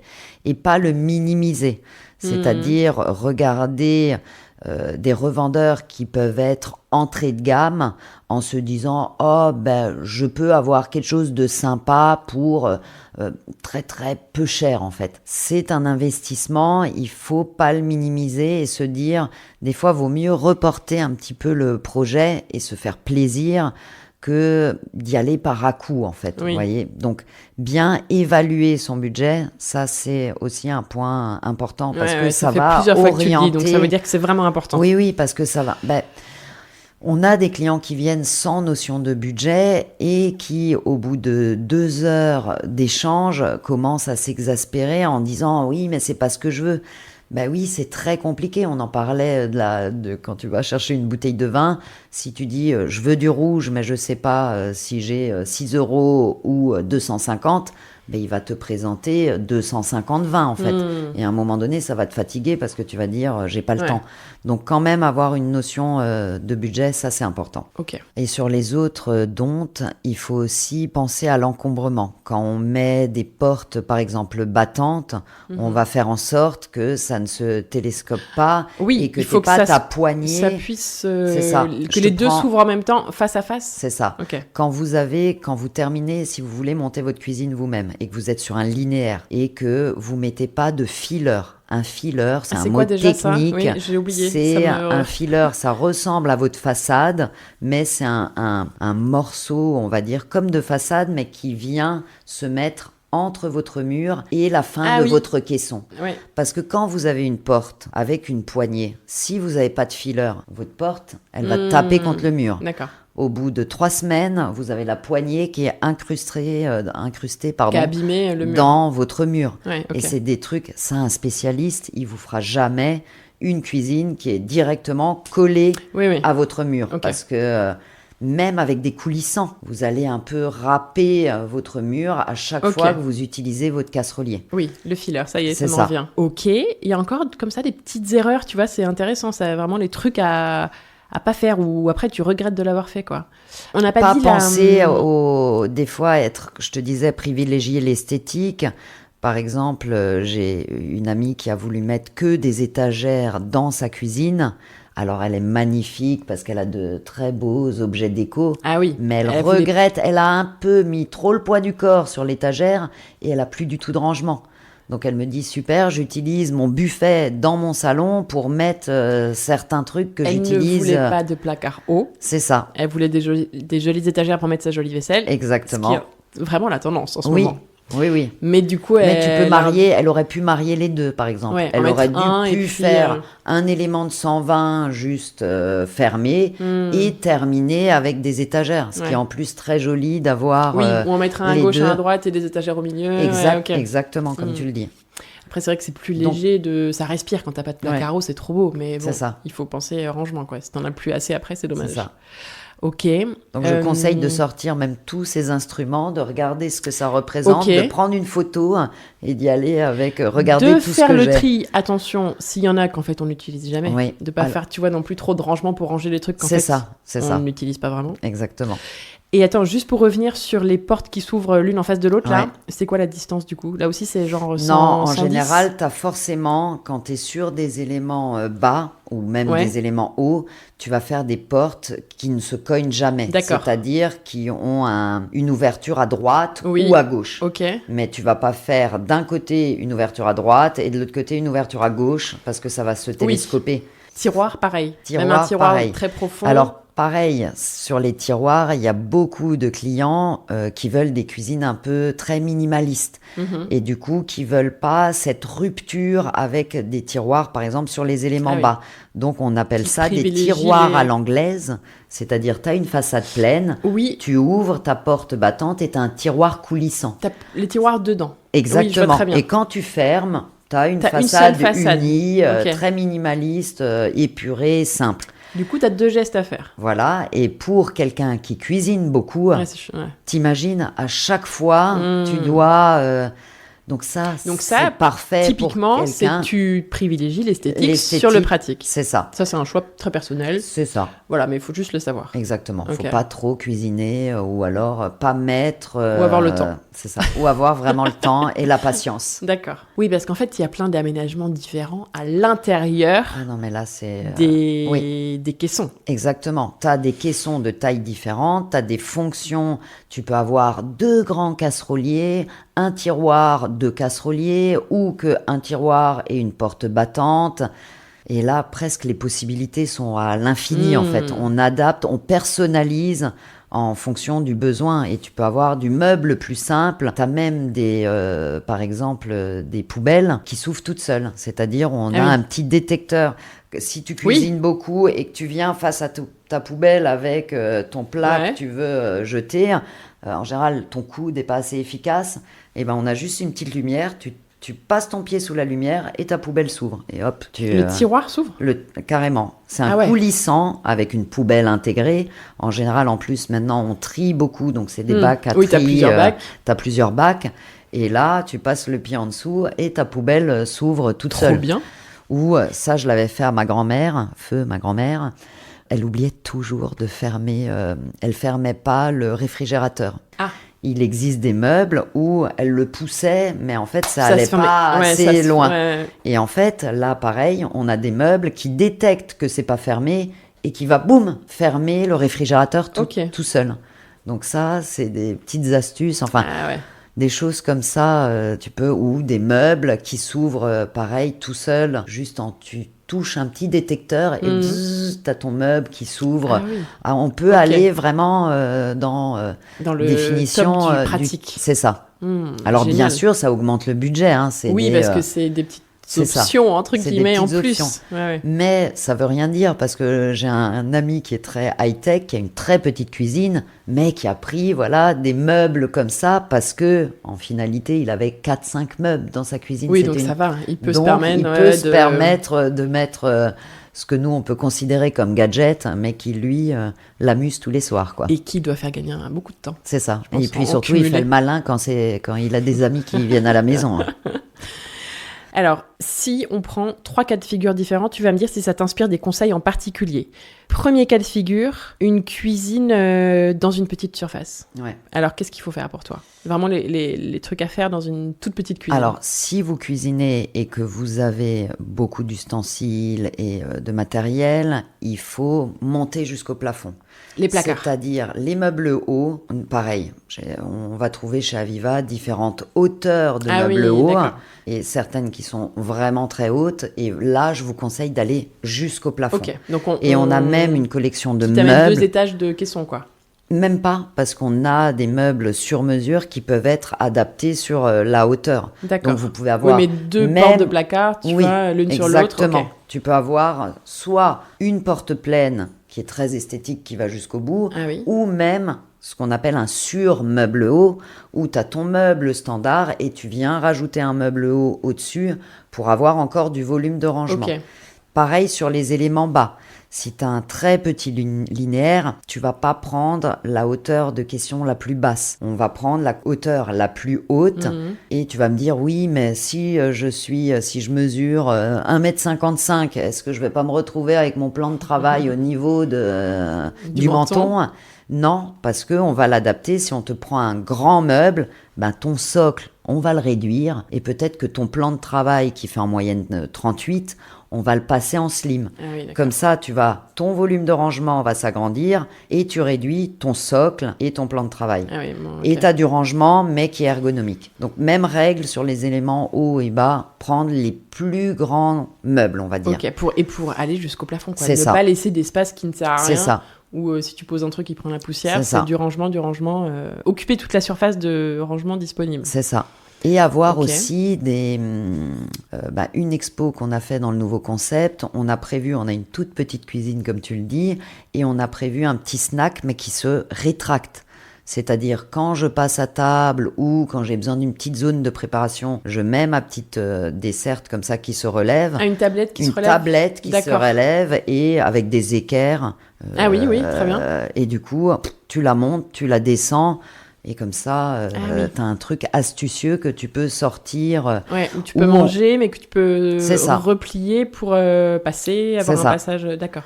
On a aussi des tiroirs qui sont des faux tiroirs et qui sont en fait des extensions de plan de travail. C'est-à-dire que tu as une petite cuisine en linéaire, tu as des tiroirs, dont un où en fait tu le sors. En fait, alors bien sûr, tu montes pas debout pour danser, mais largement tu tiens une assiette, des verres. C'est largement suffisant pour déjeuner et tu le rétractes et ça prend pas du tout de place. Là, je t'ai parlé de meubles, mais tu peux être aussi astucieux sur ton électroménager. Il y a certaines marques qui, à l'époque, avaient sorti dans un encastrement de lave-vaisselle un four et un lave-vaisselle. 2 en 1. Trop bien. Si t'as pas de place pour mettre un four et un micro-ondes. Pareil, tu as des marques qui font des fours, qui font grill, qui font micro-ondes, enfin qui font vraiment multifonctions, alors que tu n'as qu'une pièce, un appareil électroménager. Tu as aussi de l'électroménager qui fait 40 de large au lieu de 60, non ? Exactement. Genre des tout petits lave-vaisselle Par exemple, tu as des petits lave-vaisselle, alors soit des 45, 45 soit maintenant, tu as même une marque qui fait des petits lave-vaisselle pose libre. Oui, c'est vrai. Tu le poses à côté de ton évier, tu as ton arrivée d'eau et tu as un petit module comme ça, lavage. En termes d'innovation dans l'électro, tu as les tables, effectivement, de cuisson, qui sont aussi ce qu'on appelle les dominos, tout simplement, parce que tu as en général 2 foyers, et c'est des petites tables qui sont pas très larges, qui font la moitié d'une table, et du coup, ça te permet d'avoir aussi quand même de la cuisson, mais sur une petite surface. D'accord. T'as plein de trucs astucieux comme ça. T'as plein de trucs astucieux, t'as des robinets, par exemple. T'es une petite cuisine et en plus t'as la contrainte d'avoir une fenêtre où tu dois mettre ton évier, ton mitigeur. T'as des mitigeurs qui se rétractent, qui se soit qui se basculent, soit qui rentrent dans le plan de travail. Okay. Donc oui, il y a plein de petites astuces. Oui. Et encore là, je t'en cite que quelques. Ouais, ça c'est des classiques. C'est des classiques que tout le monde connaît, mais il y en a plein. Là, faut venir les découvrir en magasin. Ok, donc la petite cuisine, très bien. Le cas typique, ou en tout cas que les gens veulent beaucoup, je pense, c'est la cuisine avec îlot central, non ? Ouais. J'ai l'impression que c'est alors un peu... ça, c'est vraiment le coup de cœur. Tout le monde veut un îlot. Un îlot central, ok. Après, tout le monde ne peut pas avoir un îlot en fonction des parce que contraintes ça prend quand même de dimension. La place. C'est ça. Mais on arrive toujours à trouver des petites astuces aussi. T'es pas obligé d'avoir un îlot qui fait 4 mètres sur 3 de profond. Oui, tu peux aussi faire un des petit fois, îlot tu peux faire avec 2 placards l'un derrière l'autre. Exactement, faible profondeur. Et même, on peut faire un petit îlot faible profondeur juste avec une joue de finition, ce qui va faire terminer proprement le dos de ton îlot et d'avoir quelque chose de très compact. Et après, genre un caisson ? Juste un caisson. Non, peut-être pas. Si, parce que tu as des caissons qui se font 120. Ah oui, donc en fait, ça commence à être sympa. Avec des grands rangements. Et ça te fait un bloc. Ça te fait un bloc. Tu finis proprement derrière. Et ça fait, tu vois, on arrive, ceux qui veulent vraiment un îlot, on arrive à en mettre un. Après, sur les îlots, il faut aussi se poser la question, est-ce que je veux mettre de la fonction ou pas ? Oui. Parce que si tu es dans la rénovation, là, il faut casser le carrelage pour faire l'arrivée d'eau ou mettre de l'électricité, c'est pas des plus simples. Et après, si vous mettez par exemple la cuisson, il faut penser à la hotte. Si c'est ouvert en plus. Donc, soit une hotte que vous accrochez au plafond. Et dans les hottes, on voit 2 tendances dans la cuisine. Soit la hotte qui disparaît complètement. Qui est dans la plaque. Tu ne la vois pas. Ah oui, pas de hotte. Pas de hotte du tout. Alors, moi, je suis un peu team ça. Moi, j'ai une hotte, mais je l'allume jamais. Oui, moi aussi, j'ouvre la fenêtre. Ouais, moi, rien. Moi. Mais non, là, ce que tu parles, c'est aussi ça, maintenant, on va dire 4-5 ans. Dans la plaque. La hotte dans la plaque. C'est fou, ça. Et c'est fou, parce que moi, au début, j'y croyais pas comme... Non, je crois que ça marche bien. Hein. Et ça marche super bien. J'ai fait le test dans un showroom, et presque, je me faisais aspirer moi, quoi. Donc non, elles ont une puissance d'aspiration qui fonctionne bien. Donc soit on l'accroche, mais là, je te disais, il y a 2 tendances. Soit la hotte que tu ne vois pas du tout, soit vraiment disparaît, la hotte soit la hotte où là, tu as l'impression, tu sais même pas que c'est une hotte. Tu as l'impression que tu as un beau luminaire. Et non, quand tu passes en dessous, tu as les cheveux comme ça, quoi. Mais c'est un peu les 2 grandes tendances sur les hottes. Et ça permet aussi, pour ceux qui peuvent pas accrocher dans le plafond, d'avoir un îlot avec fonction, avec cette table de cuisson qui a la hotte intégrée. Ou tu as des hottes aussi télescopiques. C'est-à-dire, ça fait à peu près la taille de ta table de cuisson et ça sort et ça rentre dans ton plan de travail. Un gros cube qui rentre et qui sort. Enfin, gros, j'exagère tout de suite. Oui, ça s'appelle des hottes télescopiques, escamotables. Sous plan de travail. Par contre, là, mon meuble faible profondeur, il ne va pas marcher. Il faut un peu de place à parce l'intérieur que pour le derrière, ranger. il te faut ton filtre, il faut... Donc là, il te faut en général, même si les fabricants électroménagers ont fait beaucoup de progrès, et maintenant, ils arrivent à faire des choses même faible encombrement. Tu peux avoir un meuble assez simple, et ils font des canalisations, on va dire, de plus en plus slim, qui évite les contraintes techniques. Trop bien. Ça évolue vraiment très vite à ce niveau-là. Et ça permet de mettre la plaque de cuisson sur ton îlot sans avoir une hotte qui est parfois un peu disgracieuse au-dessus. C'est ça, exactement. Et de pouvoir cuisiner tout en ayant une hotte quand tu as besoin. C'est ça. Okay. Sans que ça sente dans ton salon juste en face, par exemple. Ouais. Ah, c'est chouette. Donc, le conseil pour l'îlot central, voilà, tous ces astuces pour la hotte. Est-ce que tu peux nous donner les conseils qui te viennent à l'esprit si je te parle de cuisine? Je trouve que ça, il y en a pas mal aussi. En un seul linéaire, tu vois, assez long comme ça sur un mur. Juste. Oui. Et sans forcément d'îlot en face, tu vois. Non, t'as pas mal de gens qui font ça. Oui. C'est assez beau. C'est même ce qu'on appelle même en architecture une construction, un agencement un peu pont, où tu as même ta cuisine en linéaire et tu as des grandes colonnes des placards hauts. Exactement, des placards deux côtés, hauts. le frigo peut-être. Même en fait, ça fait un pont tout simplement. Et tu viens apposer juste en dessous de ton pont des meubles, par exemple faible profondeur, qui va te donner un petit peu de relief. Et j'allais dire, moi, je préfère presque en ce moment avoir un linéaire sans le gâcher par un îlot entre parenthèses. Parce que ça peut être très beau, très pur. Exactement. Et tu mets une jolie table devant. Exactement. Et voilà. Donc ça se fait beaucoup en linéaire parce que les gens beaucoup font, on en parlait avant, juste des éléments bas, mais très hauts pour avoir des volumes. Alors là, il faut quand même avoir une bonne longueur de mur. Et rien au-dessus, en fait, juste des étagères ou une belle petite hotte déco et des étagères. Ça, on le voit beaucoup et c'est très demandé en ce moment. Et du coup, les étagères, c'est bien parce que tu peux les changer, tu peux changer ta déco et tout de suite, ça change ton style. Et dans une cuisine, comme tu dis, là, en linéaire, ce qui est important, ça va être aussi ta crédence. Qu'est-ce que tu vas mettre en valeur. Exactement, parce que là, c'est ce que tu vas voir en premier, ta crédence. Est-ce que tu trouves que ça, c'est pratique? Parce que t'as pas le truc de « hop, je me retourne et j'ai mon eau, en face j'ai la cuisson, j'ai tout en me retournant en 2 secondes comme ça ». Il faut faire quelques pas, tu vois, en général. Ouais, mais non, c'est pas, enfin... Bon, sauf si t'as 10 mètres. C'est ça, c'est ça. C'est rare, mais bon, quand même. Je pense que si t'as une cuisine qui fait 10 mètres de long, c'est pas toi qui cuisine. J'allais dire, c'est signe, c'est ça. C'est pas toi qui fais les pas, à mon avis. Ok, l'étape suivante, là, si on reprend un peu, on parlait de l'aménagement surtout. Ouais. L'étape suivante, ça va être le choix des caissons, des façades. Ça, c'est un gros sujet. Qu'est-ce qu'il faut savoir pour bien choisir tout ça? Alors, les caissons... Nous, on est tranquille, ils sont montés en usine chez Aviva, donc c'est forcément du robuste. Ouais, et puis, on n'a pas de choix particulier à faire sur les caissons. Après, ça va être plus l'aménagement intérieur. Tu peux avoir, des couleurs intérieures ou avoir des niches ouvertes ponctuellement. Donc, tu as un choix qui est personnalisable à volonté. Mais sur tes caissons, ce qui est important, ça va être la hauteur en fonction de ta taille. Ça, c'est le plus important en fonction de ta taille et de ce que tu veux ranger dedans. Et ça, il y a des pieds aussi qui influent sur ça. En général, alors tous nos pieds sont réglables en hauteur parce que des fois, tu as même des sols qui sont pas droits. Tu peux avoir des cuisines qui sont un petit peu bancales. Donc, tu ajustes et à du coup, il faut pas que ta cuisine, elle suive ton sol qui est pas droit. Ouais. Donc, tu compenses avec des pieds réglables au millimètre près.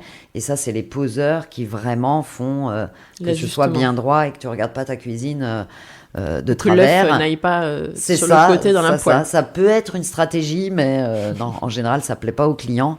Donc, tous nos pieds sont réglables en hauteur. Et ce qui est important, tu le dis, c'est la façade en fait. La façade, tu peux avoir pour une seule et même cuisine avec le même volume de rangement, une cuisine à 4 000 et une cuisine à 12 000 avec les mêmes meubles. D'accord. Si tu prends une mélamine simple, mate, qui est très bien, de toute façon, chez un spécialiste, tu trouveras pas des façades cheap qui tiennent pas. Ils ont des tests qualité qui sont importants à l'abrasion, au soleil. Donc même l'entrée de gamme sera qualitatif, donc il n'y a pas de problème, mais tu peux avoir une mélamine, un stratifié par exemple qui est milieu de gamme et une laque avec 7 finitions de laque, que ce soit satiné, mat, brillant, velours, enfin même maintenant les finitions de laque changent et varient en termes de brillance à volonté. Donc, ce qui va être important, c'est effectivement le choix de la façade et pas seulement dans l'esthétique, mais aussi si J'allais dire, vous avez beaucoup d'enfants qui jouent dans la cuisine. Pareil, je ne prendrais pas forcément une laque. La mélamine, c'est aussi, ça se change facilement, c'est facile à entretenir. Donc ça va dépendre de ce que vous en faites. Et après, ça va dépendre si tu veux une façade lisse ou une façade à cadre. Ou une façade rainurée, voilà. cottage, avec des rainures. Mais effectivement, la façade, c'est quand même le plus compliqué à choisir. En plus, quand il y a beaucoup de choix et qu'on peut proposer un large choix comme on le propose. Et là, on en revient à la VR pour vraiment se projeter. Après, on a forcément des échantillons. Je dis la VR, mais la réalité virtuelle. Et là, ça c'est génial pour choisir cadre ou pas cadre. Oui, ça c'est hyper important. Après, même nos échantillons de façade, on n'a pas des petits échantillons comme ça. C'est-à-dire, tu peux te projeter sur une façade qui fait 60 par...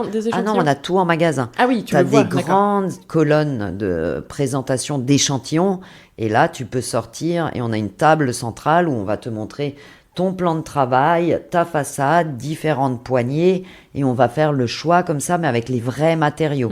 Ça, c'est plus simple de toucher quand même la matière et de la voir sur un grand échantillon que sur un tout petit.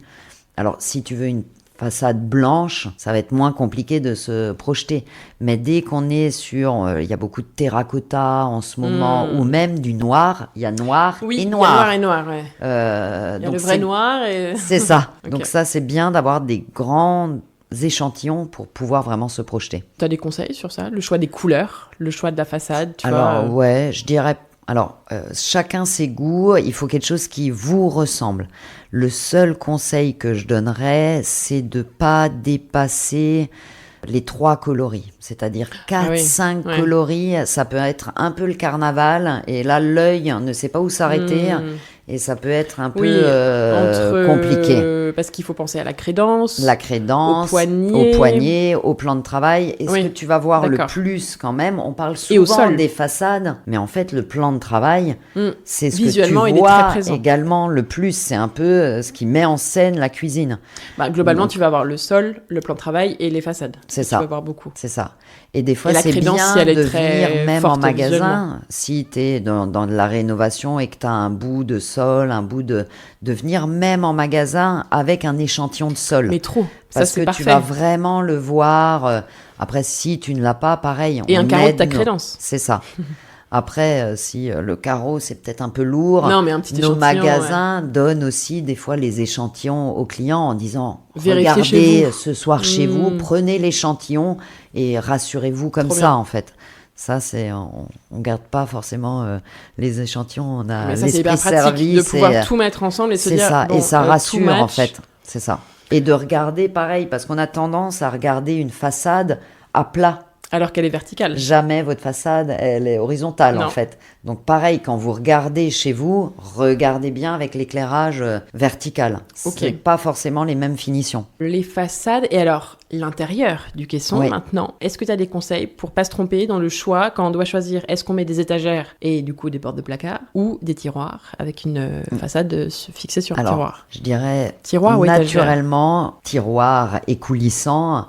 Parce que même dans les colonnes, en fait, moi j'adore quand on ouvre une colonne d'avoir les tiroirs à l'anglaise dans une colonne. C'est-à-dire vous avez des grands bacs qui sortent comme ça et en fait c'est les aliments qui viennent à vous et pas vous qui allez au fond de l'armoire enlever toutes les choses devant pour récupérer l'épice qu'on utilise 3 fois par an. Donc ça, tu veux dire pour l'alimentaire ? Pour l'alimentaire. Okay. C'est vraiment d'avoir des meubles, nous on appelle ça des meubles pharmaciens, c'est-à-dire quand tu ouvres... Ouais, tu vois le pharmacien dans sa pharmacie là. T'as les éléments qui sont collés à ta façade, donc quand tu tires, t'as tes box. Ça c'est l'armoire de pharmacie. Okay. Et sinon, t'as une porte battante et des tiroirs à l'anglaise. C'est-à-dire, c'est pas quand tu ouvres ta porte que ça vient, tu ouvres ta porte et après tu... Mais en fait, quand on a beaucoup d'épices ou quand on a beaucoup d'aliments à stocker, c'est quand même plus facile pour faire le tri et c'est plus ergonomique. Après, en termes de budget, c'est aussi plus élevé parce que tu as plus de quincaillerie. Que des étagères. Ouais, D'accord. ça va être un peu plus élevé en termes de prix. Comme une porte battante simple va être plus économique qu'un casserolier. D'accord. Parce qu'une porte, c'est assez logique quand tu regardes la fabrication. C'est une porte simple avec des petites charnières. Dès que tu es sur des coulissants, en plus, nos coulissants, moi, je peux me mettre debout à l'intérieur. C'est-à-dire, ça supporte jusqu'à 60 kilos en fonction de la largeur de ton meuble. Ah oui, t'as de quoi mettre des casseroles. Ah oui, ça. D'accord. Et ça, c'est vraiment... et d'où l'importance des charnières. On s'en rend pas compte. Mais nous, on a des charnières qui sont fabriquées par de grandes marques parce que c'est en général ce qui s'abîme le plus vite. Ah et oui. Si tu vas... une fois, on pourrait te faire même visiter une usine de fabrication de cuisine. Tu vois des robots qui passent leur journée à fermer, ouvrir pour les faire tiroirs. Les tests qualité. C'est ça, où tu vois le poids, et ça, c'est hyper important. Donc oui, plus tu vas mettre de coulissants, plus ton budget devra être un petit peu élevé. Mais je trouve qu'en termes d'ergonomie... Mais en même temps, c'est plus pratique, selon toi. C'est ça, exactement. Pour là, tu parlais de l'alimentaire, mais pour tout ce qui est ustensiles de cuisine, tu vois, mais c'est vrai que c'est un peu pareil. Alors moi, pour les casseroles, pour les poêles... Alors, pour les casseroles et les poêles, j'aime bien aussi les coulissants. Mais par exemple, pour mes ustensiles... plutôt les fouets, ça, j'avoue que... Alors, ce que j'adore, j'ai un accessoire de crédence où tout tu les suspends. Où je les suspends. Ça, c'est hyper bien. Et franchement, quand j'en ai besoin, c'est pratique. Moi, je mets tout dans un pot. Mais ou un pot, ce qui fonctionne aussi mais oui, très bien. En tout cas, c'est bien de l'avoir à portée de main, ça. C'est ça. Pas rangé dans un truc. Exactement. Bah, surtout les grands ustensiles, bien sûr, tes couteaux, tes bois, couverts, mais voilà, ça, t'en as... Puis moi, je fais toujours déborder l'eau. Donc ça, en général, ce qu'il me faut pour éviter que ça déborde sur la table de cuisson. Donc, vaut mieux que ce soit accessible. Donc, le choix tiroir ou étagère, enfin, tiroir ou placard, quoi, c'est assez personnel. A priori, le tiroir est quand même très pratique. Il faut savoir que le coût est un petit peu supérieur. Plus élevé, c'est ça. Donc, ça va chiffrer plus vite. C'est ça. Très bien. Les finitions, tu parlais de brillant, satiné, velours, mat. Il y a du mat aussi. Ouais. C'est comme la peinture, en fait. J'allais dire, c'est le principe. C'est de la peinture Exactement, en usine. C'est ça. C'est le même principe que la peinture. J'avais jamais fait le lien en 25 ans. Merci Anne. Avec plaisir. Mais c'est exactement ça. Et c'est pour ça que je te disais, attention au mat.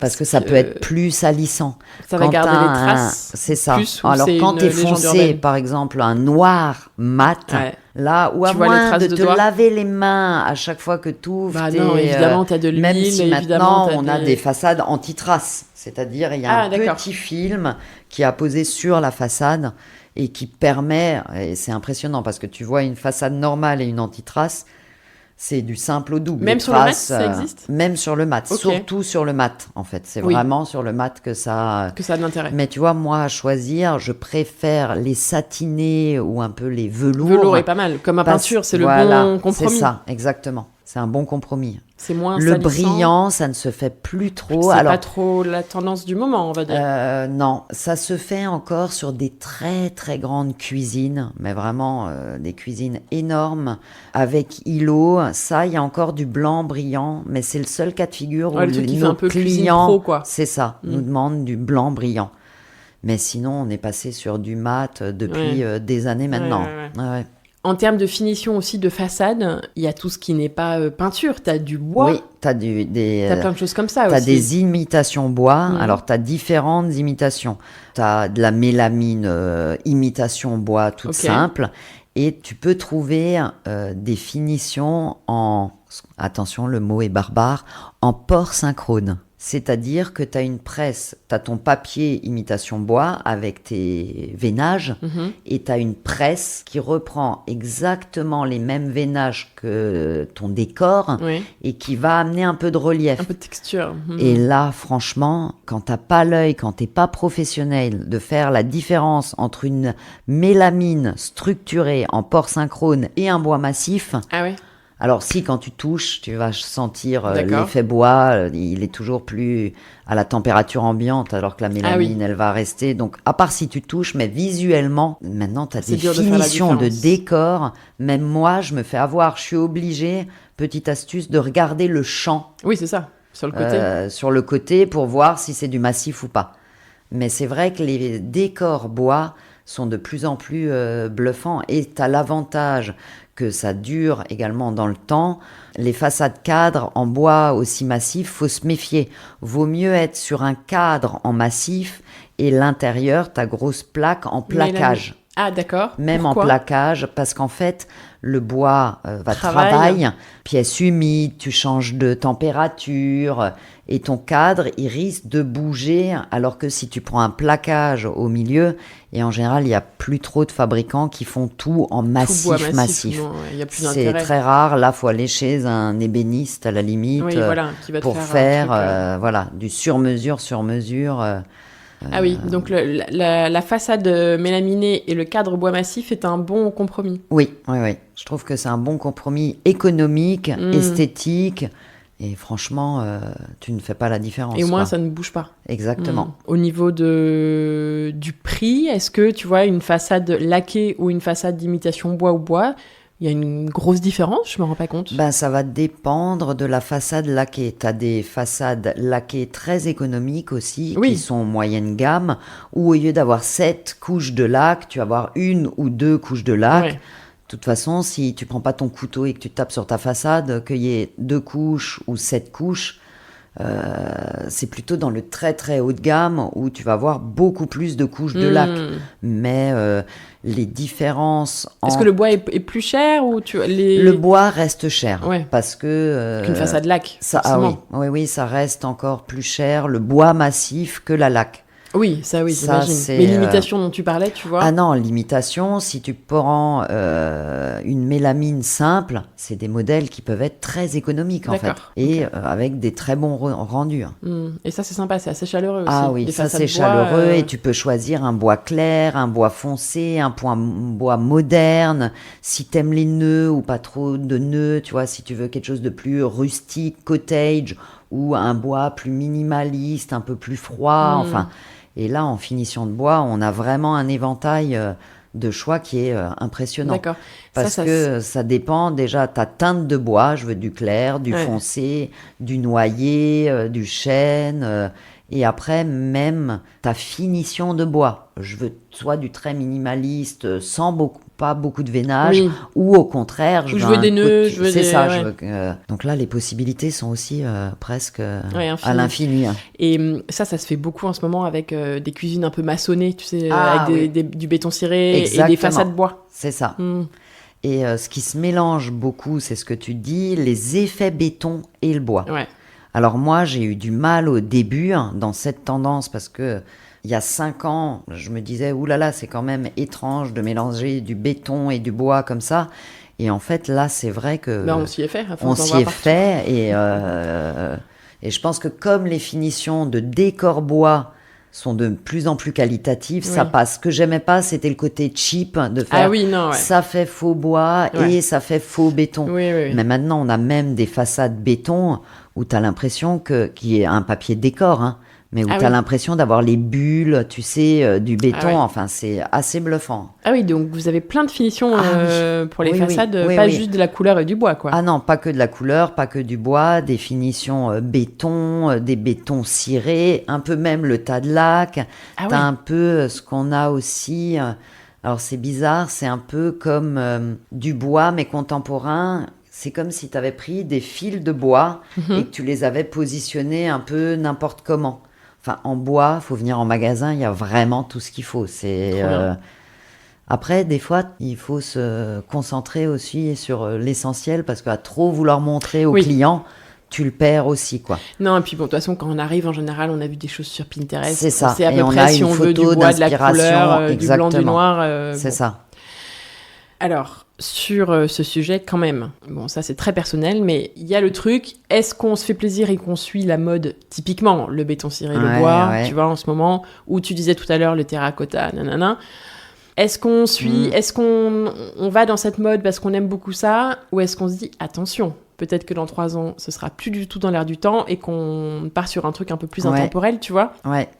Alors, je dirais, pour les couleurs, tu as raison, parce que, par exemple, tu as des couleurs tendances qui reviennent. Faire toute une cuisine, par exemple, en terracotta, tu prends quand même... Alors, même si le terracotta est assez universel, mais tu prends quand même le risque de t'en lasser. Alors que si tu amènes juste des éléments hauts ou juste une colonne et tu pars en bois ou en couleur plus classique sur tes autres meubles, tu prends moins de risques de t'en lasser. Et si tu veux vraiment pas prendre de risques, tu peux le travailler en crédence ou en coloris de mur aussi. Ouais. Des fois, c'est aussi joli d'avoir... Et puis un mur, tu peux le repeindre facilement. Oui, la crédence, c'est un peu plus chiant à déposer. Ouais, mais maintenant, ça se fait assez facilement. Et c'est vrai, en tout cas, plus facile qu'une façade. C'est pas du carrelage. Ah oui. Oui, voilà. Ouais, moi, non, mais maintenant, on fait des crédences. Ah oui, dans tous les matériaux. Ouais. Tu as même un matériau qui s'appelle le Dibond, où là, tu peux faire... On a un fournisseur, par exemple, on avait un client qui était allé à New York cet été et qui est un peu photographe et il avait pris une super photo du pont de Brooklyn et on lui a proposé, parce que en échangeant comme ça, comme on rentre un peu dans leur intimité, il nous montrait ses photos de vacances et ça sert de rentrer dans l'intimité parce qu'on lui a fait une crédence fond de hotte, juste entre sa table de cuisson et sa hotte, avec sa propre photo. Ah ouais, d'accord. Qu'on reprend sur la crédence qu'on fait chez un... D'accord. Et là, c'était son coup de cœur, voilà. Donc, la personnalisation... Donc, t'as un tableau en crédence, enfin... C'est ça. Une photo. Alors, on lui a fait juste une partie, hein. C'est juste sur un élément de 60... parce qu'on lui a dit, vous emballez pas non plus à refaire le pont sur toute la longueur, vous allez peut-être vous enlacer, alors que là, tu le changes et tu mets une crédence inox après et ça passe, quoi. Ou une autre photo s'il veut. Oui, vous avez plein aussi de crédences dispo. Ah oui, plein de crédences en verre, en stratifié, enfin, là, pareil, t'as presque autant de finition de crédence que de façade, la crédence, tu peux t'amuser aussi. Tu peux t'amuser, et après, t'as la crédence coup d'éponge, c'est-à-dire juste quand t'as ton plan de travail et que tu veux préserver ton mur quand tu passes l'éponge, que ça racle pas ton mur, donc en 10 ou 15 cm, tu as des crédences où tu peux faire même 2 niveaux de couleur, tu vois, tu peux avoir ton coup d'éponge et après partir sur une autre couleur. C'est même presque encore plus large que les façades, quoi. Tu peux trouver tout ce que tu veux en termes de crédence. Du verre, du miroir, des choses comme ça. Après, c'est vrai que la crédence, comme tu disais, en carrelage, là, pour le coup, tu le changes moins. Tu vois, tu ne déposes pas ton carrelage. Non, effectivement, là, ça reste. Tu abîmes ton mur et tout. C'est ça. Donc, pour conclure, on peut suivre un peu les modes. Attention au total look. Attention au total look et on peut se faire plaisir sur les trucs faciles à changer. Autres, en fait. Écoutez-vous... N'écoutez pas ce que les autres vous disent, en fait. Si c'est quelque chose que vous aimez, qui vous plaît, c'est sûr que ça va durer dans le temps. Être juste dans la tendance, vous pouvez vous lasser plus vite, effectivement. Et ce que tu disais, du coup, j'ai l'impression que ton conseil, c'est si vous avez peur de vous lasser, jouez sur des petites choses qui sont faciles à changer. C'est ça. Mettez de la couleur, des choses comme ça, sur ce genre poignée, de choses. Vous aimez le laiton, il y a des poignées maintenant en laiton. Il y en a partout. Au bout de 5 ans, vous en avez marre du laiton, vous la changez. Il est bien installé, quand même, le laiton. Ah oui, là, et puis on va se le manger, je pense, encore longtemps. Ça te plaît pas? Si. Non mais oui, il est là pour un moment, ça c'est clair. Bon, une fois qu'on a décidé de tout ça, tous les éléments dont on vient de parler, il faut encore choisir le plan de travail. Oui. Et ça, c'est encore autre chose. Oui. C'est quoi tes conseils à ce sujet, plan de travail? Ça dépend l'utilisation que vous en faites déjà. Est-ce que vous cuisinez beaucoup, vous déposez des casseroles chaudes et là, je vous conseillerais de partir sur un plan de travail en pierre, en marbre, où vous êtes sur quelque chose de tranquille, de solide. Alors maintenant, il existe même des matériaux... Il y en a des plus ou moins solides dans les pierres. Et vous avez le Decton aussi, où là... J'ai fait un épisode avec... mais là, c'est... Moi, j'étais voir l'usine. Ah, génial. C'est bluffant. Et puis même l'entretien, comme vous pouvez le rattraper, on peut couper avec un couteau de boucher. C'est impressionnant, en fait. Mais c'est plus cher que de la pierre, par exemple, aussi. Parce que c'est de la pierre, parce que c'est aussi beau, mais ça ne craint rien. C'est ça. C'est juste de la poussière de pierre qui est compactée dans des usines, dans des machines. Je crois que c'est 5 millions de tonnes. Vaut mieux pas être en dessous. Mais du coup, ça fait une robustesse exceptionnelle. Donc là, on est vraiment dans le haut de gamme, le luxe. Vraiment le luxe. Sur le beau plan de travail. Si vous prenez un petit bout, pareil, on se dit c'est très cher. Effectivement, si vous avez tout un îlot, mais des fois, vous pouvez avoir un petit linéaire et se dire, ok, je veux 1,50 m de Decton. Là, ça peut passer, en fait. Mais le plus économique, c'est forcément le stratifié, avec un champ post-formé, c'est-à-dire vous n'avez pas un champ droit. Alors maintenant, on ne le voit plus. Avant, les post-formés, c'était un peu les cuisines de nos grands-mères, un peu arrondies comme ça au bout. Ah ouais, ok. Vraiment rond. Alors ça ne se fait plus du tout. Maintenant, le post-formé, il est vraiment léger, presque. Ça, c'est le moins cher parce que vous n'avez pas le champ industriellement à faire. C'est-à-dire, vous mettez votre feuille va aller jusqu'au champ, et voilà. Donc, c'est le plus économique. Stratifié en 38 d'épaisseur, post-formé. Après, vous avez le champ droit, où là, vous êtes plus minimaliste. Oui, le côté et en fonction de l'épaisseur, le prix change aussi. Et plus c'est épais, plus c'est cher ? Pas forcément, parce que le standard est du 38. Maintenant, beaucoup de fabricants font le 25, qui est très joli aussi, mais plus fin, et ça a le même prix, presque le 38. Mais en termes d'esthétique, ça change. Et après, vous avez le slim, qui est vraiment, alors je ne me rappelle plus le nombre de millimètres. Même pas 2, quoi. Qui est vraiment un petit plan de travail. Ça, attention, ça engendre des contraintes aussi. Si vous avez un grand évier, par exemple, sur un élément de 120, il va falloir rajouter des renforts. Donc, le plus économique, c'est en tout cas le stratifié dans différentes teintes. Il dure bien dans le temps, mais effectivement, vous ne posez pas une casserole bouillante.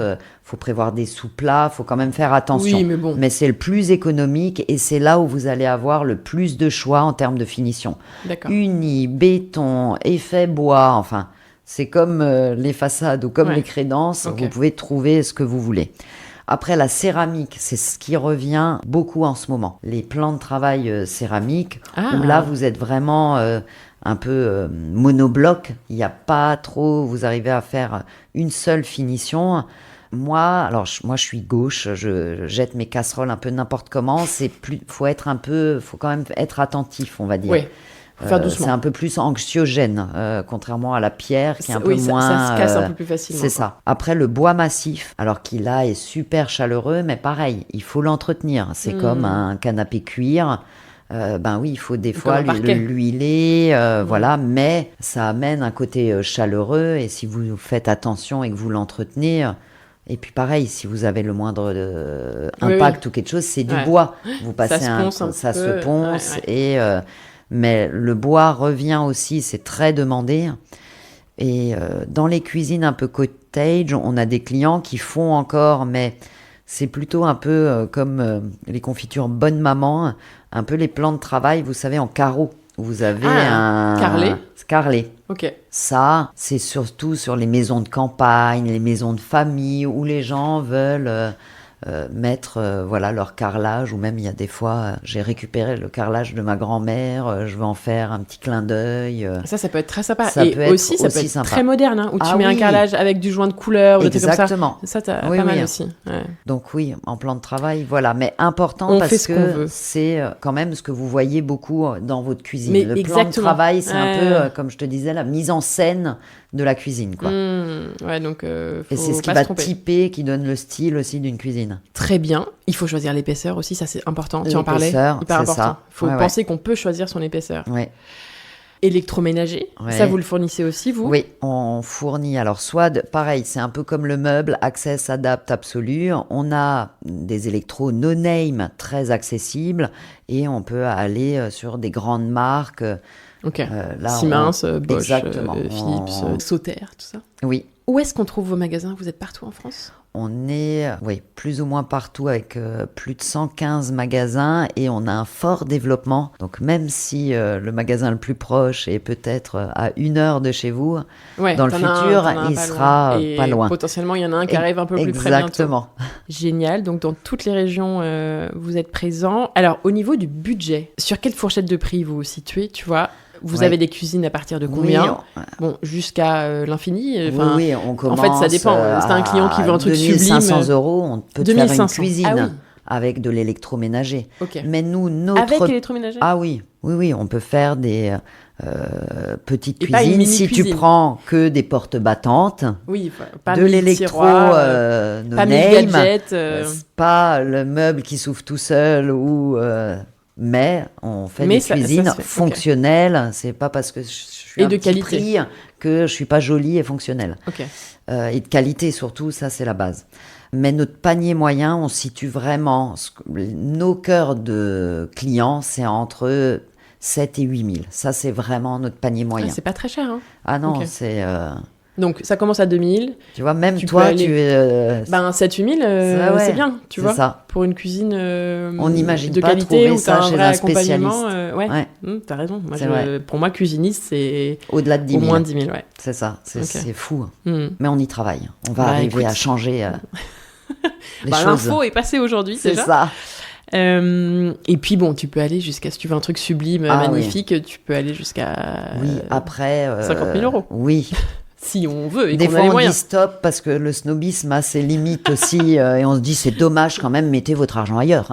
Mais non. Dans le dressing, dans votre salle de bain. Oui, mais t'as des gens tu vois, qui ont les moyens et dont la cuisine c'est la pièce parce que encore une fois on y revient, mais c'est la pièce où t'es tout le temps. Ce profil de gens travaillent plutôt même avec des architectes et c'est l'architecte en fait, ils viennent presque pas dans le très très haut de gamme.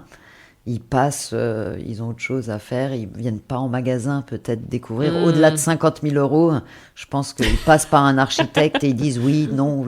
On est dans le stéréotype, on y va.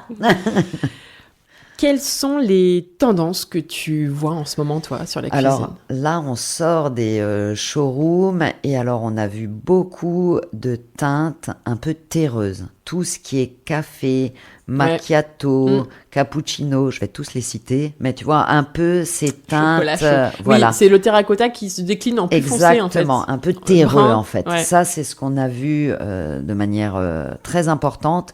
Le sur noir... les façades et tout ? Ah oui, ouais. Et cadre et lisse. Tu vois, même sur le cadre revient beaucoup. Ouais. Ça, c'est cyclique. Et tous les cadres, soit le cadre très slim, très contemporain, soit le cadre cottage, maison campagne, soit le cadre un peu plus charme, tu vois, avec des moulures un peu... Enfin, tous les cadres, là, on l'a beaucoup vu. Le blanc revient aussi, alors les 50 nuances de blanc, le blanc chaud, le blanc... Avant, les showrooms étaient très foncés et je pense que là, on a envie on sort de la crise, tout le monde est un peu en dépression et du coup, le noir, il est travaillé mais plutôt en touche et sur des styles un peu industriels, des styles un peu filaires comme ça ou des étagères noires, mais plus trop en façade avec des gros volumes de noir, ça... On l'a plus trop vu dans les showrooms. Et le bois. Les imitations bois, pour démocratiser aussi le bois massif. Là, on a vu beaucoup de nouveaux décors et plutôt des bois naturels ou du noyer. Mais ça, on le voit depuis 3-4 ans. En France, ça a toujours du mal à démarrer le noyer. Autant sur un petit buffet, sur une petite pièce. Les clients noyer, français... ça va être plutôt foncé. C'est foncé, ouais. C'est vraiment un... Ça va pas être du Wenge, c'est pas un bois noir, mais c'est un bois chaleureux comme ça, mais un peu brun foncé. Moi, j'ai l'impression quand même que le bois plutôt foncé est assez tendance par rapport au bois clair qui est toujours une valeur sûre, mais... Ouais, c'est presque du bois cramé, en fait. Moi, je l'appelle le bois cramé. Presque du bois brûlé, presque noir. Oui, presque noir. Ah oui, d'accord, ça, là, c'est encore autre chose. On l'a un peu vu, mais pareil, par touche. J'ai l'impression que le bois foncé est assez... Mais ça fait un moment déjà, ça fait 1 an ou 2. Ouais, le bois foncé, il a toujours bien fonctionné. Tu vois, dans des cuisines assez design, super belles. Et plus tu montes en gamme, plus tu fonces aussi. Oui, parce qu'en fait, le bois clair, c'est un peu plus rustique. C'est ça. Ça fait plus campagne, ce qu'on Exactement. Et par contre, tu as aussi un style un peu, ce qu'on a vu, c'est plutôt en termes d'agencement, un peu un style japonisant comme ça, où tu as des façades blanches et tu viens apposer comme des fileurs en bois entre tes meubles, tu vois, pour faire un petit truc. Ça, on a beaucoup vu. Mais je vous invite à aller voir le site. On va bientôt les mettre sur le site. Parce que quand je te le décris comme ça... Non, mais moi, je vois très bien. Et tu peux jouer avec les fileurs aussi. Ah oui. C'est vrai. Oui, avec des finitions différentes de tes façades. Et c'est là que ça devient très sympa où tu es dans le détail. C'est ça. Tu penses vraiment ta cuisine jusqu'au bout. C'est quoi ton coup de cœur perso parmi toutes les... Enfin, parmi peut-être vos 3 collections, tu vois, et je sais pas, parmi les finitions que vous avez chez Aviva? Alors moi, j'ai un coup de cœur, c'est le terracotta. Je trouve que, alors je t'ai dit avant, oui, c'est une couleur, on va s'en lasser, mais en fait, moi, beau, hein. je ne m'en lasse pas en fait. Et je trouve que c'est une couleur qui est universelle. Tu peux le mélanger avec plein d'autres couleurs. Elle est un peu passe-partout. Elle est lumineuse sans être agressive. Enfin, pour moi, c'est vraiment mon coup de cœur. C'est vraiment le terracotta, on va dire.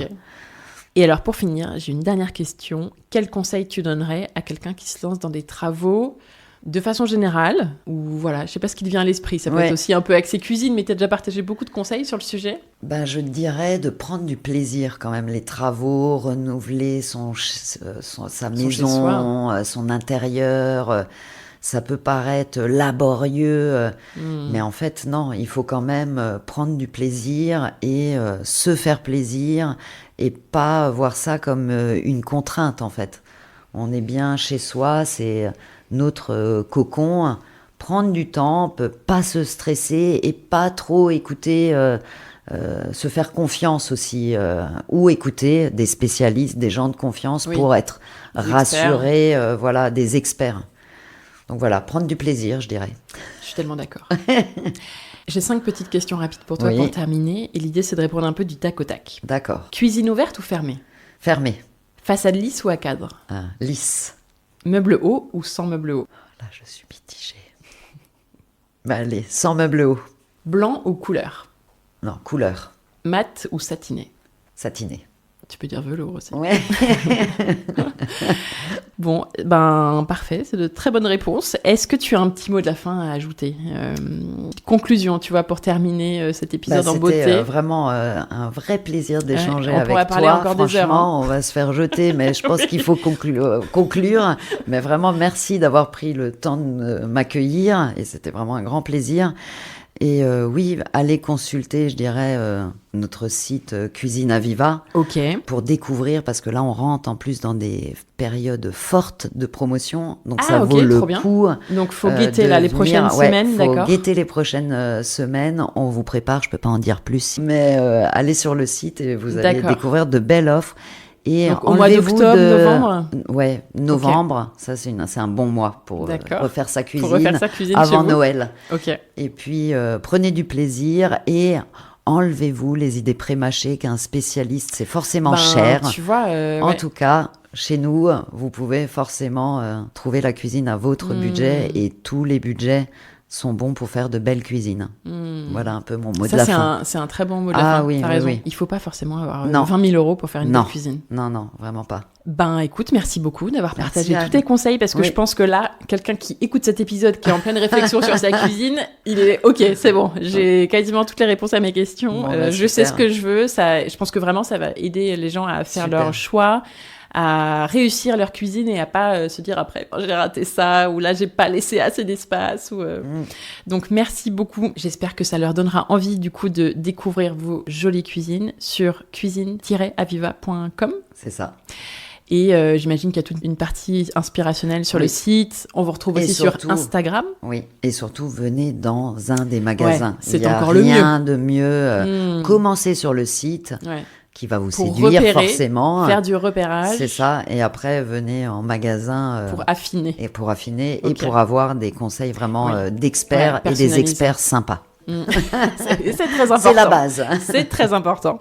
Bon, merci encore pour tout, Élise, et à très bientôt. Merci Anne, à bientôt. Merci d'avoir écouté cet épisode, j'espère vraiment qu'il vous a plu, que vous avez appris plein de choses intéressantes sur les clés d'un aménagement de cuisine réussi et que vous avez noté de bons conseils pour votre projet. N'hésitez pas à nous écrire à Aviva et à moi sur Instagram pour nous dire ce que vous avez pensé de cet épisode, ça nous fera trop plaisir. 2 petites minutes encore pour vous dire que si vous aimez ce podcast, vous pouvez m'aider de façon super simple en laissant 5 étoiles et votre avis en quelques mots sur l'application Apple Podcast ou sur Spotify, juste après avoir écouté cet épisode. Enfin, pensez à vous abonner au chantier sur votre application d'écoute pour recevoir les notifications lors de la sortie des prochains épisodes. Et en attendant, je vous dis à très vite pour un nouvel épisode du chantier, à écouter en peignant les murs ou en décollant votre papier peint. À très vite.